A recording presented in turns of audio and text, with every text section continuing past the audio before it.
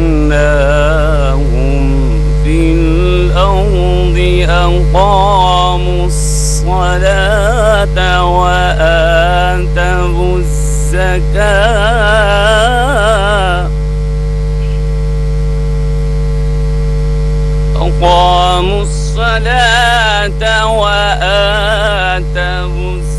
الزكاة وأمروا بالمعروف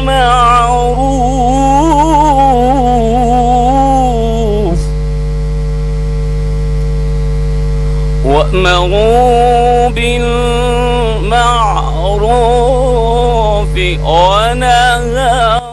عن المنكر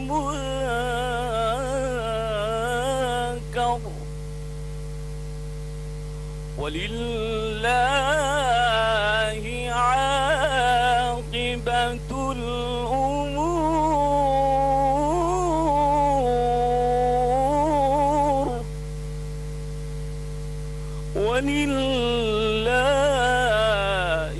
عاقبة الأمور صدق الله العلي العظيم সূরাতুল হজ এর 41 নং আয়াত কারিমা তেলাওয়াত করা হলো, যার বাংলা অর্থ হচ্ছে, আমি যদি এই মুসলমানদের আমার জমিনে রাজনৈতিক প্রতিষ্ঠা দান করি, তাহলে তারা প্রথমে নামাজ প্রতিষ্ঠা করবে, দ্বিতীয়ত জাকাত আদায়ের ব্যবস্থা করবে, তৃতীয়ত আর নাগরিকদের তারা সৎ কাজের আদেশ দিবে, চতুর্থত তারা মন্দ কাজ থেকে তাদের বিরত রাখবে। তবে সব কাজের চূড়ান্ত পরিণতি একান্তভাবে আল্লাহ তাআলারই এখতিয়ারভুক্ত। বারাকাল্লাহু লানা ওয়া লাকুম ফিল কুরআনিল আযীম। ওয়াসসালামু আলাইকুম ওয়া রাহমাতুল্লাহি ওয়া বারাকাতুহু।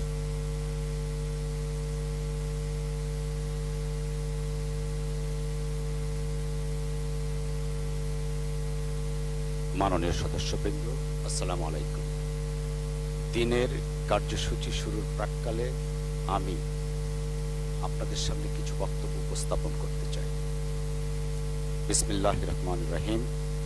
মাননীয় সংসদ নেতা, বিরোধী দলের নেতা ও উপনেতা, মন্ত্রিসভার সদস্যবৃন্দ, চিফ হুইপ, হুইপবর্গ এবং মাননীয় সদস্যবৃন্দ, আসসালামু আলাইকুম।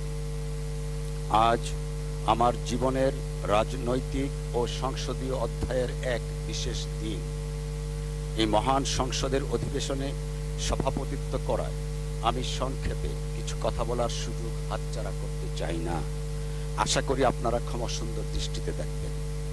মাননীয় সদস্যবৃন্দ, মহান জাতীয় সংসদের ডেপুটি স্পিকার হিসাবে দায়িত্ব গ্রহণ করতে পেরে আমি অত্যন্ত সম্মানিত বোধ করছি।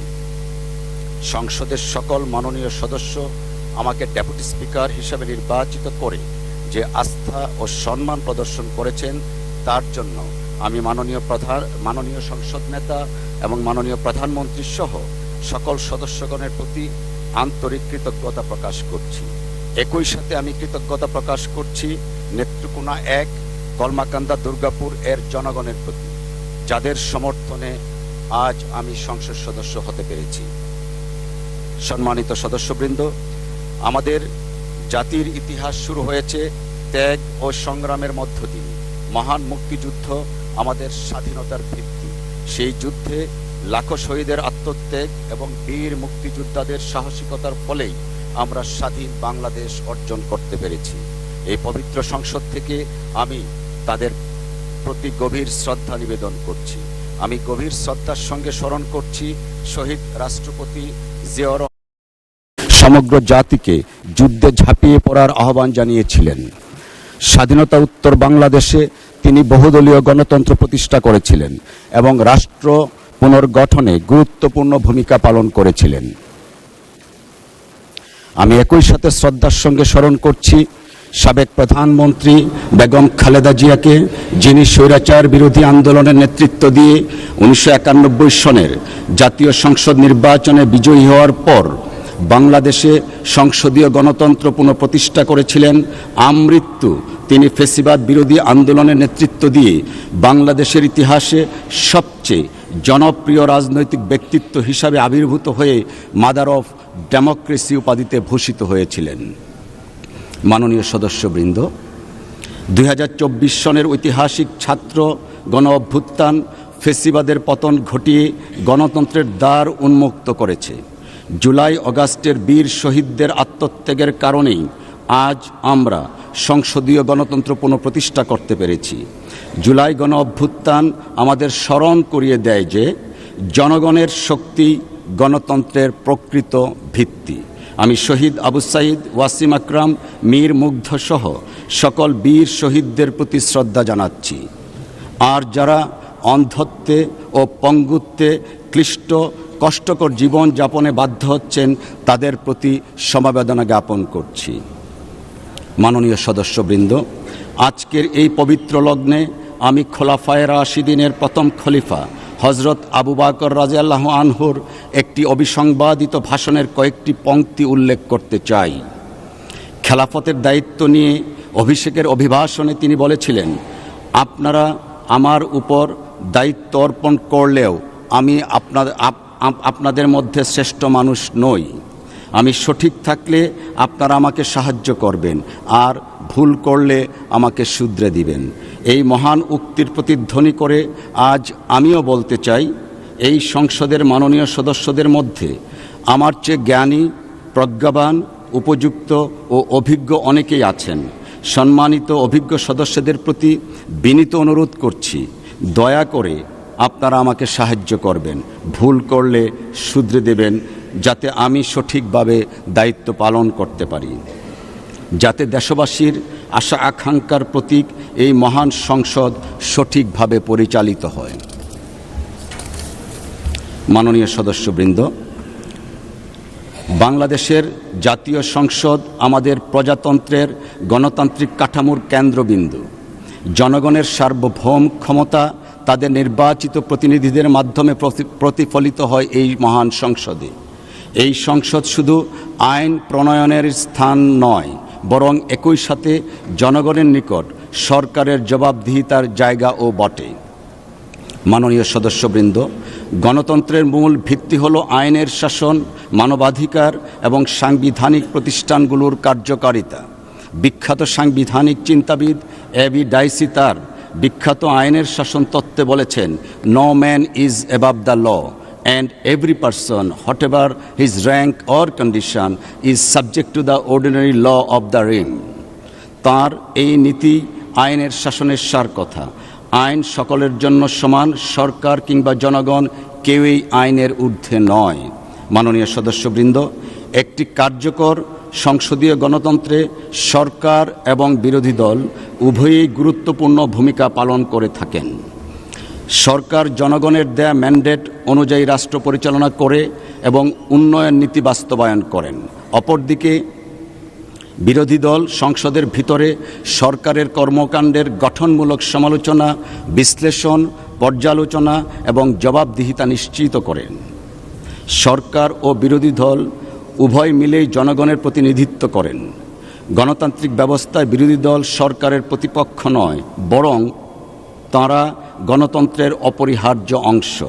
একটি শক্তিশালী বিরোধী দল সংসদীয় ব্যবস্থাকে আরও কার্যকর এবং বিশ্বাসযোগ্য করে গড়ে তোলেন। জাতীয় স্বার্থে সমগ্র সংসদকে ঐক্যবদ্ধ ভূমিকা পালন করতে হয়।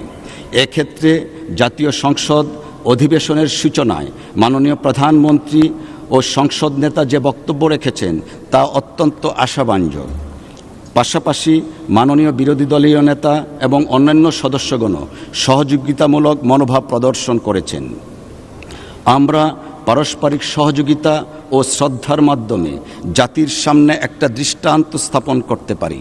এক্ষেত্রে রাষ্ট্রবিজ্ঞানী এডমন্ড বার্গ একটি উক্তি প্রণিধানযোগ্য। তিনি বলেছেন, Parliament is not a congress of ambassadors from different and hostile interests, but a deliberative assembly of one nation with one interest, that of the whole. মাননীয় সদস্যবৃন্দ, এই সংসদের ডেপুটি স্পিকার হিসাবে আমি মাননীয় স্পিকারের নির্দেশনা অনুযায়ী সংসদ পরিচালনায় মাননীয় স্পিকারকে সহযোগিতা করব। এক্ষেত্রে আমার প্রথম এবং প্রধান দায়িত্ব হল নিরপেক্ষতা বজায় রাখা। আমি আপনাদের প্রত্যেককে আশ্বস্ত করছি যে সংসদের প্রতিটি সদস্যের অধিকার, মর্যাদা এবং সুযোগের সমতা রক্ষায় আমি সর্বদা নিরপেক্ষভাবে দায়িত্ব পালন করব। তার অংশ হিসাবে ইতিমধ্যে আমি সরকার এবং দলের পদ থেকে পদত্যাগ করেছি। মাননীয় সদস্যবৃন্দ, সংসদের কার্যক্রম পরিচালিত হবে সংসদের কার্যপ্রণালী বিধি এবং দীর্ঘদিনের সংসদীয় রীতিনীতি ও ঐতিহ্য অনুযায়ী। সংসদীয় গণতন্ত্রের স্তুতিগাগার যুক্তরাজ্যে আমার পড়াশোনার কারণে আমি তাদের সংসদীয় রীতিনীতি দেখার কম বেশি সুযোগ পেয়েছি।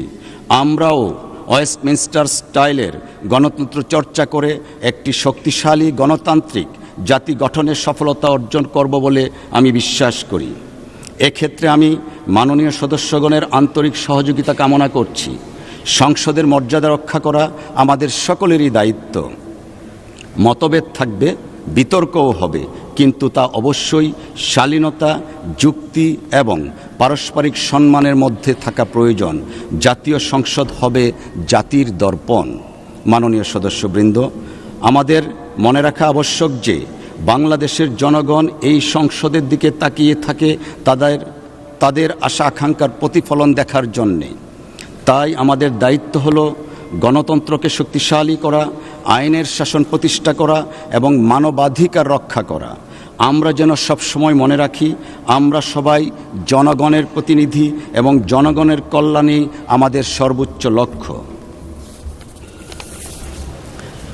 মাননীয় সদস্যবৃন্দ, আজকের এই মহান সংসদ গতানুগতিক ধারার বাইরে এক ঐতিহাসিক সংসদ, যেখানে আমরা কেউ এসেছি ফাঁসির মঞ্চের সন্নিকটে থাকা কনডেমড সেল থেকে, কেউ এসেছি ফেসিবাদ শাসন ব্যবস্থায় সৃষ্ট জুলুম নির্যাতনের আয়নাঘর থেকে, কেউ এসেছি প্রিয় মাতৃভূমি থেকে দেড় যুগেরও বেশি সময় নির্বাসিত জীবন কাটিয়ে, কেউ এসেছি গুম হয়ে দেশ এবং ভিন দেশে ফেলে থাকা জীবন্ত লাশের দুঃসহ জীবন কাটিয়ে, আর অনেকেই এসেছি মামলা, জুলুম, নির্যাতন এবং কারাগারের দুঃসহ জীবন কাটিয়ে মজলুম হিসাবে।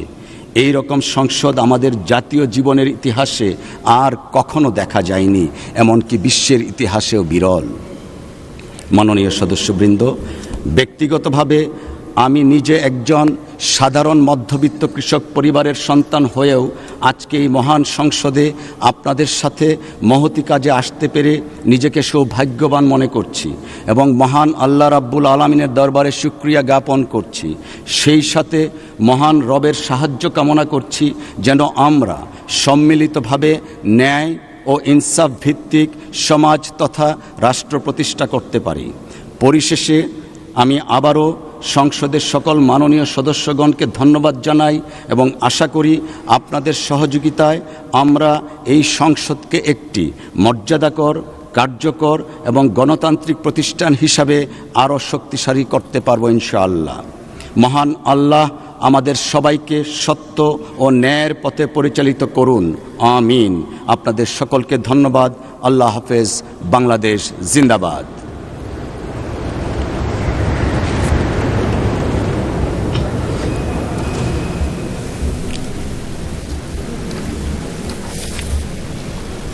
ওইটার এটা একসাথে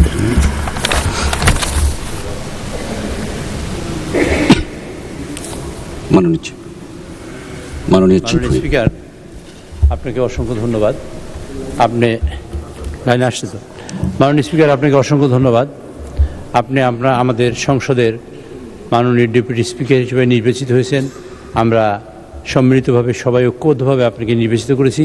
আপনি ইতিমধ্যে ঘোষণা করেছেন যে আপনি নিরপেক্ষ থাকবেন এবং আপনি দলের পদ থেকে পদত্যাগ করেছেন। আমরা তাকে সাধুবাদ জানাই। মাননীয় স্পিকার, আমাদের এই সংসদ কার্যকর এবং প্রাণবন্ত করার জন্য আপনার নিরপেক্ষতা অত্যন্ত জরুরি, সেটা আমরা প্রত্যাশা করি। এবং আপনি যে নিজে বলেছেন যে কৃষক পরিবার থেকে উঠে এসেছেন, তার জন্য সমগ্র বাংলাদেশের কৃষকদের পক্ষ থেকে এবং এই মাননীয় নেতা আমাদের বলেছেন এটা জনগণের সংসদ, এই জনগণের সংসদের পক্ষ থেকে আপনাকে ধন্যবাদ জানাচ্ছি। ধন্যবাদ মাননীয় চিফ হুইপ।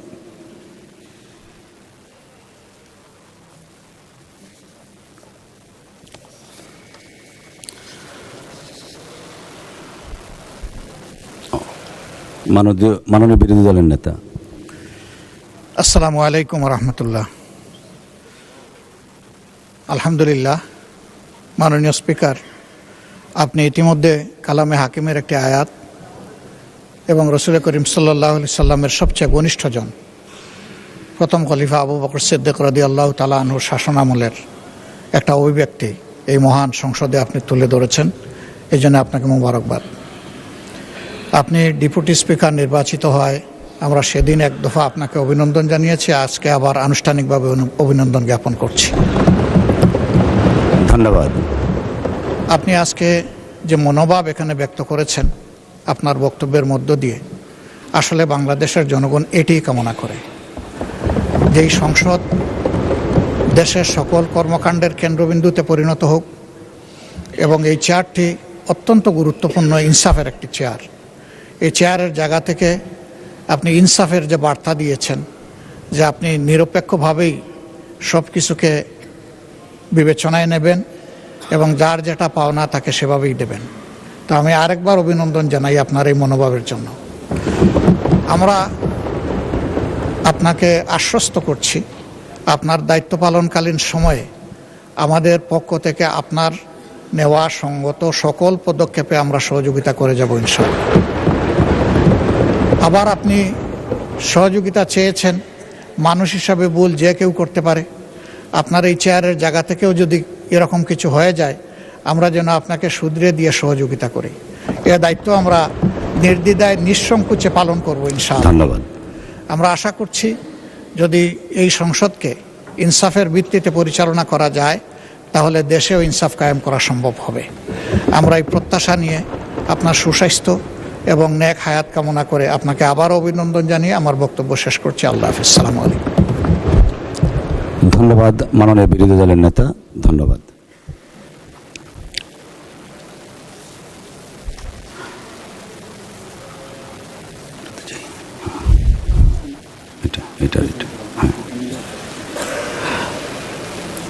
জাতীয় সংসদের মাননীয় স্পিকার মহোদয়ের সহধর্মিণী গতকাল ইন্তেকাল করেছেন।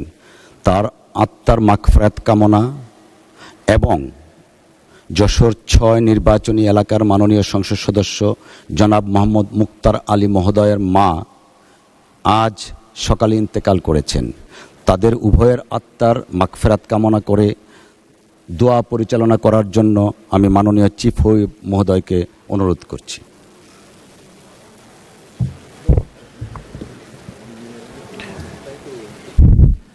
মাননীয় স্পিকার, অত্যন্ত গভীর পরিতাপের বিষয় যে আমাদের মাননীয় স্পিকার তার সহধর্মিণী এবং আমাদের যশোর থেকে সাবেক সংসদ সদস্য তিনি ইন্তেকাল ফরমাইছেন।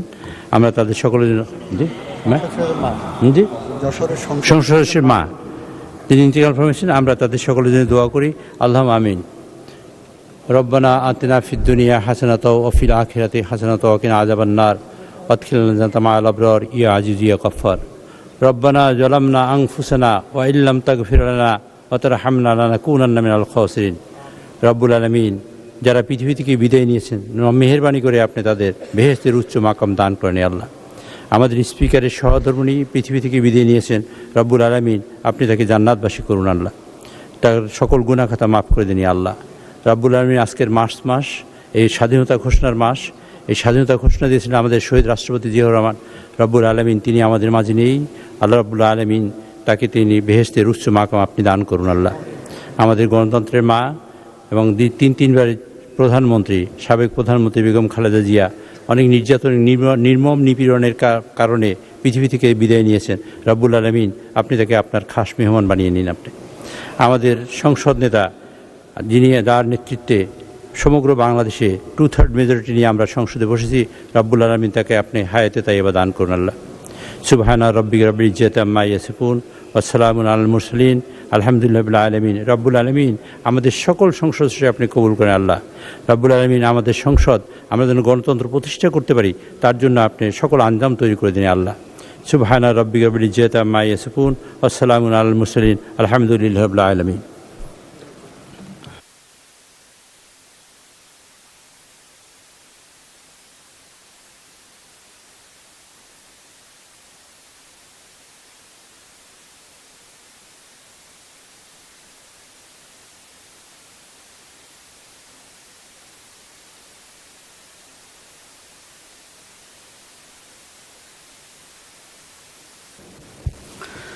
মাননীয় সদস্যবৃন্দ, দিনের কার্যসূচি অনুযায়ী এখন প্রশ্ন, জিজ্ঞাসা এবং উত্তর।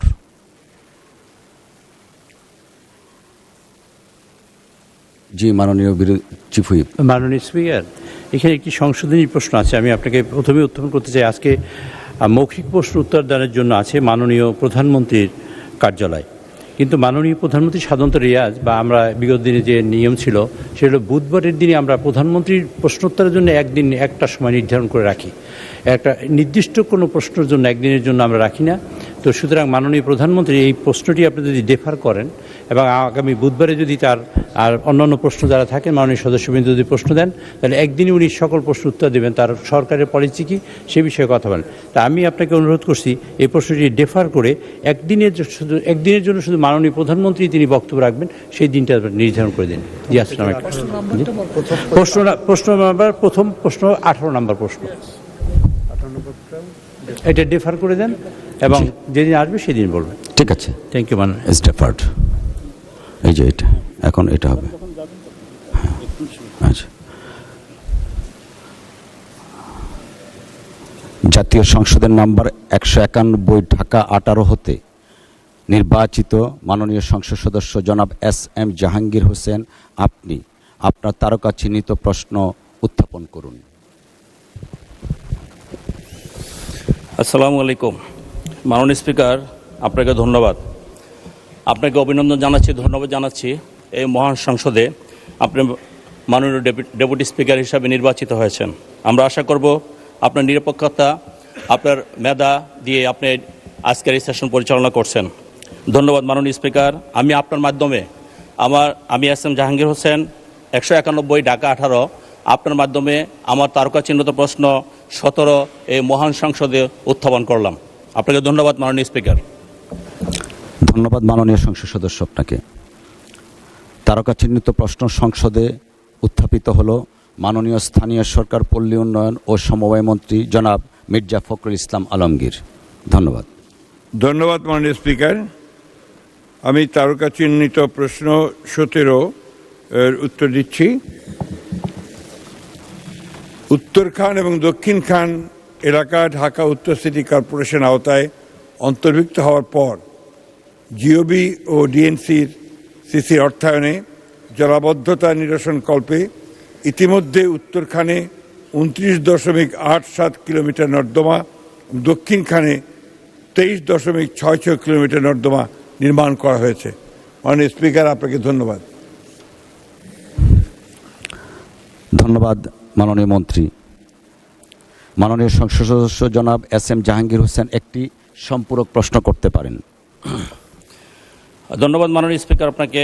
মাননীয় স্পিকার, আমার সংসদীয় আসন 191 ঢাকা 18 এর অন্তর্ভুক্ত ঢাকা উত্তর সিটি কর্পোরেশনের 2017 সালে নতুন সংযুক্তি 12টি ওয়ার্ডের নাগরিকরা কাগজ কলমে সিটি কর্পোরেশনের আওতাভুক্ত হলেও বাস্তবে এখনও মৌলিক নাগরিক সুবিধা থেকে বঞ্চিত। সুপেয় পানি, কার্যকর পয় নিষ্কাশন ব্যবস্থা, রাস্তাঘাট, ড্রেনেজ ব্যবস্থা, বর্জ্য ব্যবস্থাপনা, এসব সেবা যথাযথ উপস্থিত বহু এলাকায় নেই বললেই চলে। কিন্তু দুঃখের বিষয় হলো এসব এলাকার বাসিন্দারা নিয়মিত সিটি কর্পোরেশনের নির্ধারিত হারে কর প্রদান করে যাচ্ছে, কিন্তু তার অনুপাতে সেবা প্রতিফলন দৃশ্যমান নয়। মাননীয় স্পিকার, এই প্রেক্ষিতে মাননীয় মন্ত্রীর নিকট আমার দুইটি নির্দিষ্ট প্রশ্ন। প্রয়োজনীয় নাগরিক সেবা পূর্ণাঙ্গভাবে নিশ্চিত না হওয়া পর্যন্ত এই নতুন সংযুক্ত ওয়ার্ডসমূহের বাসিন্দাদের জন্য কর মওকুফ বা কর রেয়াত প্রদানের কোনো পরিকল্পনা সরকারের আছে কিনা? দ্বিতীয় প্রশ্ন, অবহেলিত এই ওয়ার্ডসমূহ অবকাঠামো উন্নয়ন, বিশেষ করে রাস্তা, ড্রেনেজ, পানি সরবরাহ, বর্জ্য ব্যবস্থাপনা উন্নয়নের জন্য সরকারের পক্ষ থেকে কোনো বিশেষ বরাদ্দ। মাননীয় সংসদ সদস্য, আপনি একটা প্রশ্ন করতে পারেন। You are allowed to ask only one question. ধন্যবাদ আপনাকে। Thank you. বিশেষ বরাদ্দ বা মাননীয় মন্ত্রী, অগ্রাধিকার আপনার একটা কোয়েশ্চেন হয়েছে। মাননীয় মন্ত্রী। ধন্যবাদ মাননীয় স্পিকার। উনি যে প্রস্তাবটা দিয়েছেন সেটা কর মৌকুফ করার এখতিয়ার বোধহয় আমাদের নেই। তারপরেও আমি বলছি যে এই বিষয়গুলো নিয়ে যে উনি আমাদের সঙ্গে মন্ত্রণালয়ে কথা বলেন, আমরা এর সম্ভাব্যতা যাচাই করে সংশ্লিষ্ট মন্ত্রণালয়ের সঙ্গে কথা বলতে পারি। ধন্যবাদ মাননীয় স্পিকার। ধন্যবাদ মাননীয় মন্ত্রী।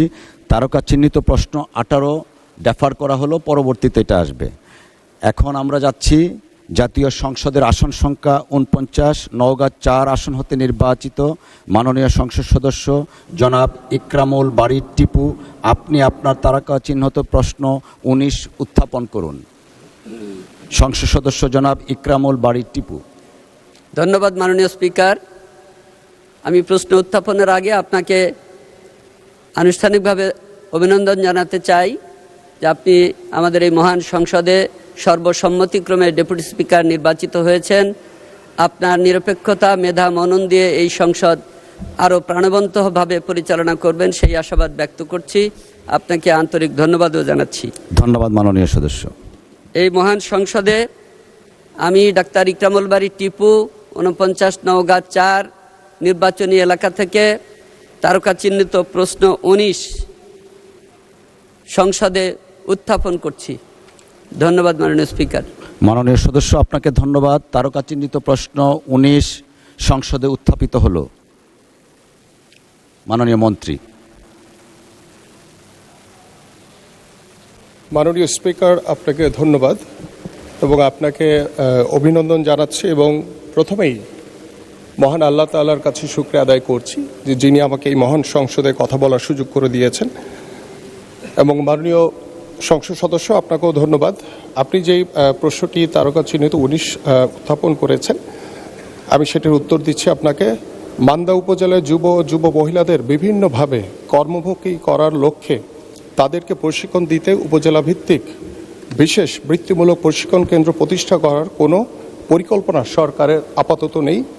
তবে মাননীয় স্পিকার, বিশেষভাবে উল্লেখ্য যে বর্তমানে যুব উন্নয়ন অধিদপ্তরের মাধ্যমে যুব নারীদের আত্মনির্ভরশীল ও কর্মক্ষম করে গড়ে তোলার লক্ষ্যে দেশব্যাপী 18 থেকে 35 বছর বয়সের বেকার যুবদের দক্ষতা বৃদ্ধিমূলক বিভিন্ন ট্রেডে স্থানীয় চাহিদার ভিত্তিতে প্রশিক্ষণ প্রদান করা হচ্ছে।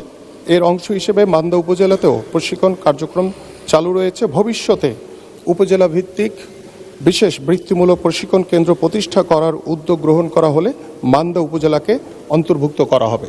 ধন্যবাদ মাননীয় স্পিকার। ধন্যবাদ মাননীয় প্রতিমন্ত্রী আপনাকে। মাননীয় সংসদ সদস্য জনাব ইকরামুল বারী টিপু একটি সম্পূরক প্রশ্ন করতে পারেন দয়া করে। ধন্যবাদ মাননীয় স্পিকার। আমার মান্দা উপজেলা নওগাঁ জেলার মধ্যে একটি বৃহত্তম উপজেলা। এই উপজেলায় প্রায় 6 লক্ষ লোক বসবাস করে, যার মধ্যে 18 থেকে 35 বছর বয়সী যুব এবং যুব মহিলাদের সংখ্যা 1,25,125 জন। এটা 2022 সালের আদমশুমারি থেকে প্রাপ্ত তথ্য মতে মাননীয় স্পিকার। এই বিপুল সংখ্যক যুব মহিলাদের মধ্য থেকে এ যাবৎকালে যুব উন্নয়ন প্রশিক্ষণ কেন্দ্র জেলা পর্যায়ে প্রতিষ্ঠার পর থেকে এ যাবৎকালে মাত্র 8,623 জন যুব এবং যুব মহিলা আমার মান্দা উপজেলা থেকে প্রশিক্ষণ গ্রহণ করেছে বিভিন্ন ট্রেডে। আমি মনে করি এত বৃহৎ জনগোষ্ঠীকে এই প্রশিক্ষণের বাইরে রেখে কর্মসংস্থানের সুযোগ সৃষ্টি না করে তাদেরকে দিনে দিনে বেকারত্বের দিকে ঠেলে দেওয়া হচ্ছে। তারা ধুকে ধুকে বেকারত্বের সঙ্গে যুদ্ধ করছে। সুতরাং জেলা পর্যায়ে মাত্র একটি প্রশিক্ষণ কেন্দ্র থাকলে সারা উপজেলাগুলো থেকে এসে ওই জেলায় প্রশিক্ষণের জন্য মাত্র 2 জন 3 জন 4 জন ভর্তি হওয়ার সুযোগ পায়। বাকি যুব এবং যুব মহিলারা ভর্তি হওয়ার কোনো সুযোগ পায় না। এই কারণে উপজেলা পর্যায়ে এরকম প্রশিক্ষণ কেন্দ্র হওয়া খুব জরুরি। বিশেষ করে আমি একটা বিষয় মাননীয় প্রতিমন্ত্রী মহোদয়কে প্রশ্ন করতে চাই যে অতীতে বিএনপি সরকারের সময় 20 একর পর্যন্ত বদ্ধ খাস জলাশয় সমূহ এই যুব উন্নয়ন কেন্দ্রের মাধ্যমে প্রশিক্ষিত যুবকদের নিবন্ধিত সমিতির মাধ্যমে ইজারা দেওয়ার ব্যবস্থা ছিল, যাতে করে এই মাছ চাষ করে যুবকরা কর্মসংস্থানের সৃষ্টি করতে পারে।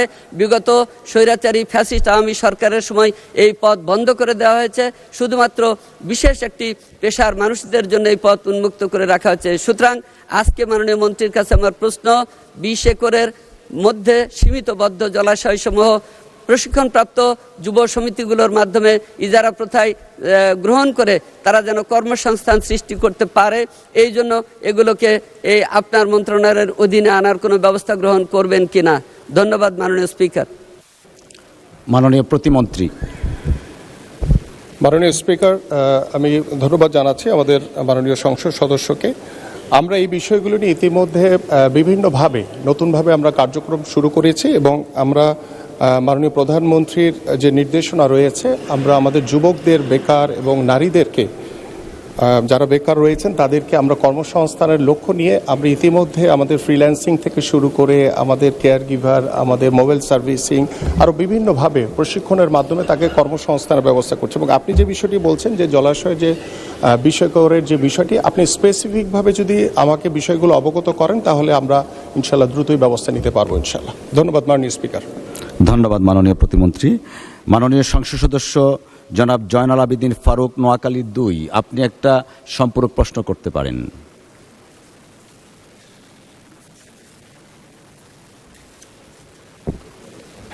মাননীয় স্পিকার, আপনাকে অনেক অনেক ধন্যবাদ। বিষয়টা হলো আমাদের একরামুল বাড়ি টিপু নতুন সদস্য হলো, বিষয়টা এমনভাবে আপনার মাঝে, আপনার মধ্য দিয়ে আমাদেরকে বুঝাতে চেয়েছে এইটুকু যে 1978 সালে শহীদ প্রেসিডেন্ট জিয়াউর রহমান এই যুব উন্নয়ন যুব অধিদপ্তর সৃষ্টি করেছে। বিগত দিনগুলোতে আমি জাতীয় ফুটবল প্লেয়ার আমিনুল, অত্যন্ত জনপ্রিয় ফুটবল খেলার, তার কাছে আমি আপনার মাধ্যমে জানতে চাই, এই যে যুব উন্নয়নের প্রশিক্ষণ নামে 16 বছর যারা এই সংসদে অনির্বাচিত ভোটবিহীন এসে তাদের দলীয় লোকগুলোকে প্রশিক্ষণ দিয়ে যুব মন্ত্রণালয়কে সম্পৃক্ত করেছে, যেটা আমি আল্লাহ পাক আমাকে শহীদ প্রেসিডেন্ট জিয়া, খালেদা জিয়া ধানের শীষের কারণে এখানে 6 বার আসার সৌভাগ্য হয়েছে। বহু প্রশ্ন করেছি, কোনোদিন উত্তর তখনকার যুবমন্ত্রী দেয় নাই।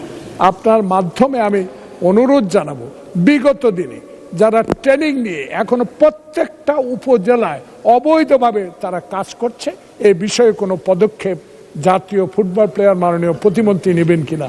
আপনাকে অনেক অনেক ধন্যবাদ।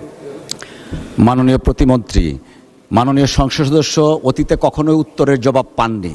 জাতীয় সংসদ আশা করছে আপনি আজকে উত্তরের জবাবটা দিবেন দয়া করে। মাননীয় প্রতিমন্ত্রী। অবশ্যই মাননীয় স্পিকার, আপনাকে ধন্যবাদ এবং আমি ধন্যবাদ জানাচ্ছি আমাদের মাননীয় সংসদ সদস্যকে যে তিনি বিগত সময় কোনো উত্তর পাননি, বাট আমি এখানে উত্তর দেওয়ার জন্য প্রস্তুত রয়েছি।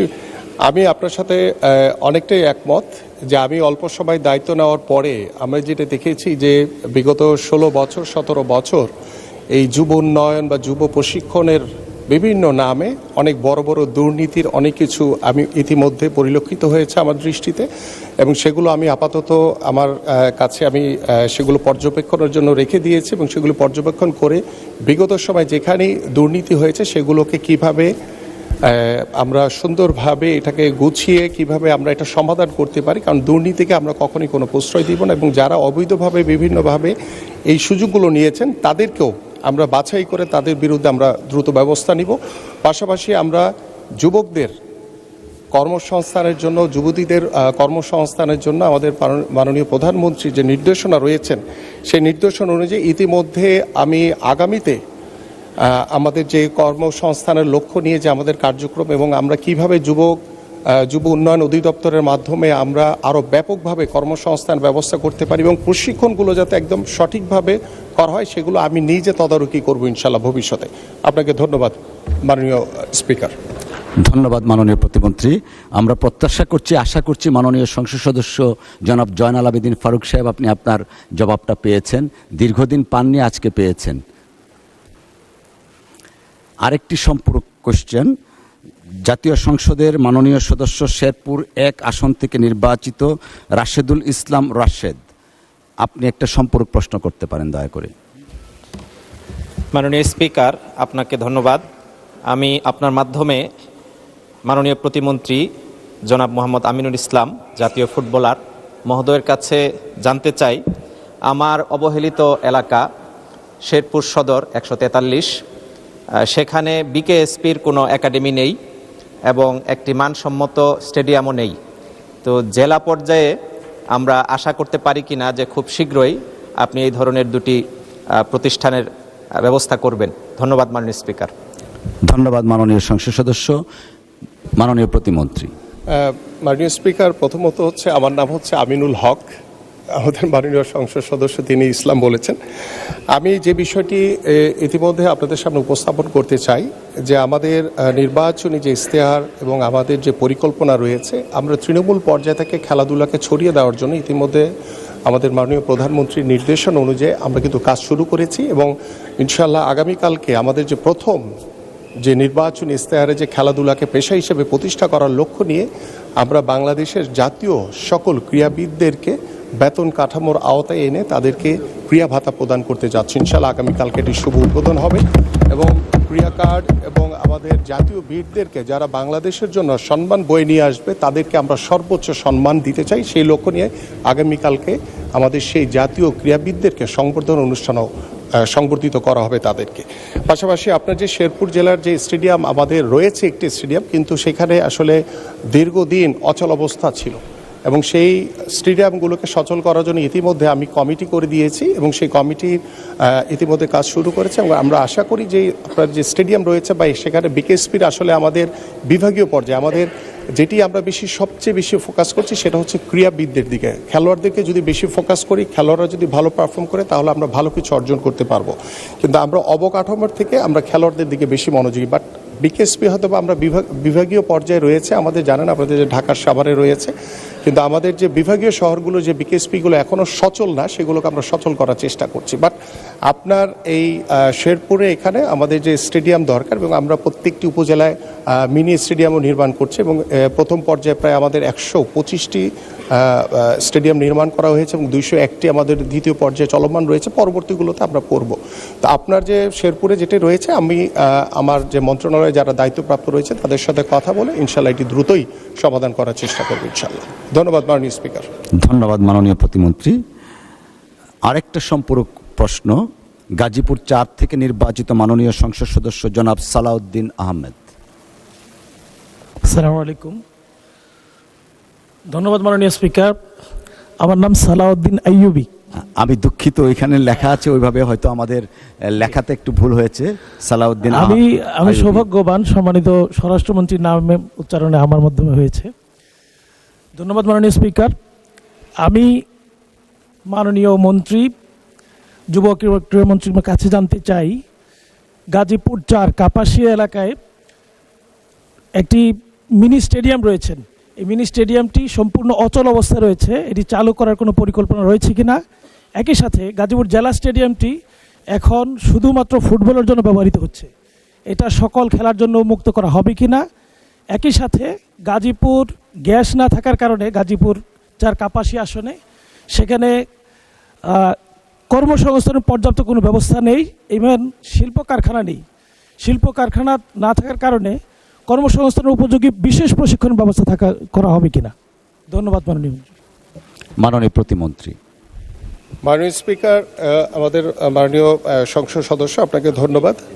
আমাদের প্রত্যেকটি উপজেলাতেই মিনি স্টেডিয়ামের ইতিমধ্যে অনেক জায়গায় শেষ হয়েছে, অনেক জায়গায় চলমান রয়েছে, ভবিষ্যতে অনেকগুলো হবে। কিন্তু বিগত সময় যে মিনি স্টেডিয়ামগুলো করা হয়েছে সেখানে বিভিন্ন উদ্দেশ্য পরিণত হয়ে তারা এই স্টেডিয়ামগুলো করেছে, কারণ তারা সেই স্টেডিয়ামগুলোকে এমন জায়গায় প্লেস করেছে যেখানে আসলে মানুষজনের যাতায়াত খুবই কম, যার কারণে সেই স্টেডিয়ামগুলো আসলে ঠিকভাবে কার্যকারিতা পাচ্ছে না।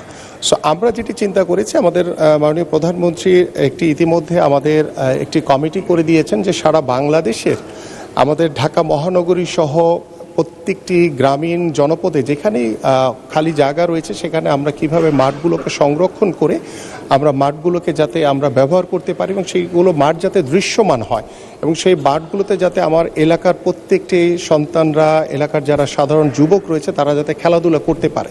সো আপনার এলাকার যে কাপাসিয়াতে যে মাঠটি রয়েছে সেগুলোকে সচল করার জন্য আমি চেষ্টা করব, না হলে যদি এটি দূরে হয়ে থাকে আমরা সেখানে লোকালয়ের ভিতরে আমরা ইতিমধ্যে একটি সিদ্ধান্ত নিয়েছি যেখানে খেলাধুলার চর্চাটা বেশি হবে সেই জায়গাটাতে আমরা মিনি স্টেডিয়ামগুলো নতুনভাবে আমরা জায়গা অধিগ্রহণ করার মাধ্যমে বা খাস জায়গা থাকলে সেখানে আমরা সেই স্টেডিয়ামগুলো আবার নতুনভাবে তৈরি করব।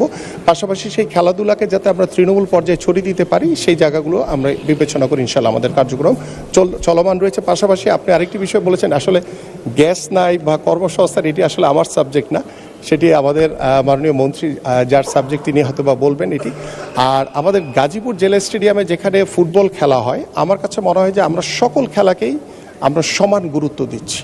সেটি ফুটবল, ক্রিকেট থেকে শুরু করে জুডো, কাবাডি বা আমাদের যেই সকল ইন্ডিভিজুয়াল স্পোর্টসগুলো রয়েছে সকল খেলাকে আমরা সমান গুরুত্ব দিয়ে কিন্তু এগিয়ে নেওয়ার চেষ্টা করছি। কারণ আগামীকালকে যেই শুভ উদ্বোধন করছেন আমাদের মাননীয় প্রধানমন্ত্রী, জাতীয় ক্রীড়াবিদদেরকে বেতন কাঠামোর আওতায় এনে ক্রীড়া ভাতা প্রদান, সেখানে কিন্তু সকল খেলাধুলাকে আমরা সমান গুরুত্ব দিয়েছি এবং আমরা যে অনুদানটি দিব সেটি সকল খেলোয়াড়ের জন্য সমান। পাশাপাশি আমাদের আগামী 30শে এপ্রিল সম্ভাব্য আমাদের মাননীয় প্রধানমন্ত্রীর উপস্থিতিতে ইনশাআল্লাহ আমরা নতুন করে স্পোর্টস সারা বাংলাদেশের প্রত্যেকটি জেলায় জেলায় আমরা একই দিনে ইনশাআল্লাহ উদ্বোধন করব এবং সেখানে আমাদের 12 থেকে 14 বছরের বাচ্চারা খেলাধুলার মাধ্যমে আমাদের খেলোয়াড়দেরকে আমরা তৈরি করব, তাদেরকে ডিভাইসের হাত থেকে দূরে রাখবো এবং তাদেরকে একটি সুস্থ জাতি গড়ে তোলার জন্য আমরা সর্বাত্মকভাবে আমাদের পরিকল্পনা রয়েছে। ধন্যবাদ মাননীয় স্পিকার। ধন্যবাদ মাননীয় প্রতিমন্ত্রী। মাননীয় চিফ হুইপ একটি সম্পূরক প্রশ্ন করতে চান, দয়া করে আপনার প্রশ্নটা করুন। মাননীয় স্পিকার, সম্পূরক প্রশ্ন নয়, আমি বলছি যে আপনি সম্পূরক প্রশ্ন যদি যিনি প্রশ্ন করেছেন তারটা গ্রহণ করার পরে তিনি যদি একটি সম্পর্ক করেন তবে অন্য অন্য সদস্যবৃন্দ যারা আজকে তার কাছে প্রশ্ন দিয়েছেন তাদের অধিকার রক্ষিত হয়। নতুবা অনেক সদস্য আছেন তার অপেক্ষায় থাকেন, যেমন ধরুন আমি হইলে আমি অপেক্ষায় থাকবো আমার প্রশ্নটা কখন আসবে। তো সেই ক্ষেত্রে আপনি সর্বোচ্চ 2টি সম্পূরক প্রশ্ন নিলে খুব ভালো হয়। মাননীয় স্পিকার, আপনাকে ধন্যবাদ। ধন্যবাদ মাননীয় চিফ হুইপ। আমরা এখন আবার প্রশ্নোত্তর পর্বে যাচ্ছি। জাতীয় সংসদের আসন নম্বর 173 মুন্সিগঞ্জ 3 আসন থেকে নির্বাচিত মাননীয় সদস্য জনাব মোহাম্মদ কামরুজ্জামান, আপনি তারকা চিহ্নিত প্রশ্ন 20 উত্থাপন করুন। জনাব মোহাম্মদ কামরুজ্জামান। মাননীয় স্পিকার, আপনাকে ধন্যবাদ। জীবনের অনেকটা সময় মাইকের সামনে দাঁড়িয়ে আছি, আজকে সার্বভৌম সংসদের প্রথম দাঁড়ালাম, এই জন্য প্রথমেই আমি আল্লাহ তাআলার কাছে আমি শুকরিয়া আদায় করছি। লাকাল হামদু কুল্লু ওয়া লাকাল হামদু শুকরু কুল্লু। জীবনের এই প্রারম্ভিক আমার মুন্সিগঞ্জ জেলার মুন্সিগঞ্জ 3 আসনের স্থানীয় সরকার এবং পল্লী উন্নয়ন এবং সমবায় সরকার বিভাগ মন্ত্রণালয়ের মন্ত্রী মহোদয়ের কাছে অনুগ্রহ করে আমি জানতে চাচ্ছি আপনার মাধ্যমে বর্তমানে মুন্সিগঞ্জ জেলার সদর এবং গজারিয়া উপজেলার স্থানীয় সরকার মন্ত্রণালয়াধীন কাঁচা রাস্তার পরিমাণ কত, পৃথকভাবে হিসাব কি এবং উক্ত রাস্তা কবে নাগাদ বিনির্মাণ হয়ে আমাদের অঞ্চলকে আমরা একটা উন্নততর অঞ্চল দেখতে পাবো। মাননীয় স্পিকার, আপনাকে ধন্যবাদ। ধন্যবাদ মাননীয় সদস্য। তারকা চিহ্নিত প্রশ্ন 20 সংসদে উত্থাপিত হলো। মাননীয় স্থানীয় সরকার পল্লী উন্নয়ন ও সমবায় মন্ত্রী জনাব মির্জা ফখরুল ইসলাম আলমগীর। আপনাকে ধন্যবাদ মাননীয় স্পিকার। তারকা চিহ্নিত প্রশ্ন 173-এর জবাব। এলজিইডির আওতায় মুন্সিগঞ্জ জেলার সদর ও গজারিয়া উপজেলায় মোট 610 কিলোমিটার সড়ক আছে। তার মধ্যে 349 কিলোমিটার পাকা এবং 261 কিলোমিটার কাঁচা। উপজেলা বাড়ি হিসাব এইরকম যে সদর উপজেলায় আছে আপনার 211 পাকা সড়ক, 128 কিলোমিটার 128 কিলোমিটার কাঁচা সড়ক, মোট সড়ক 339 কিলোমিটার।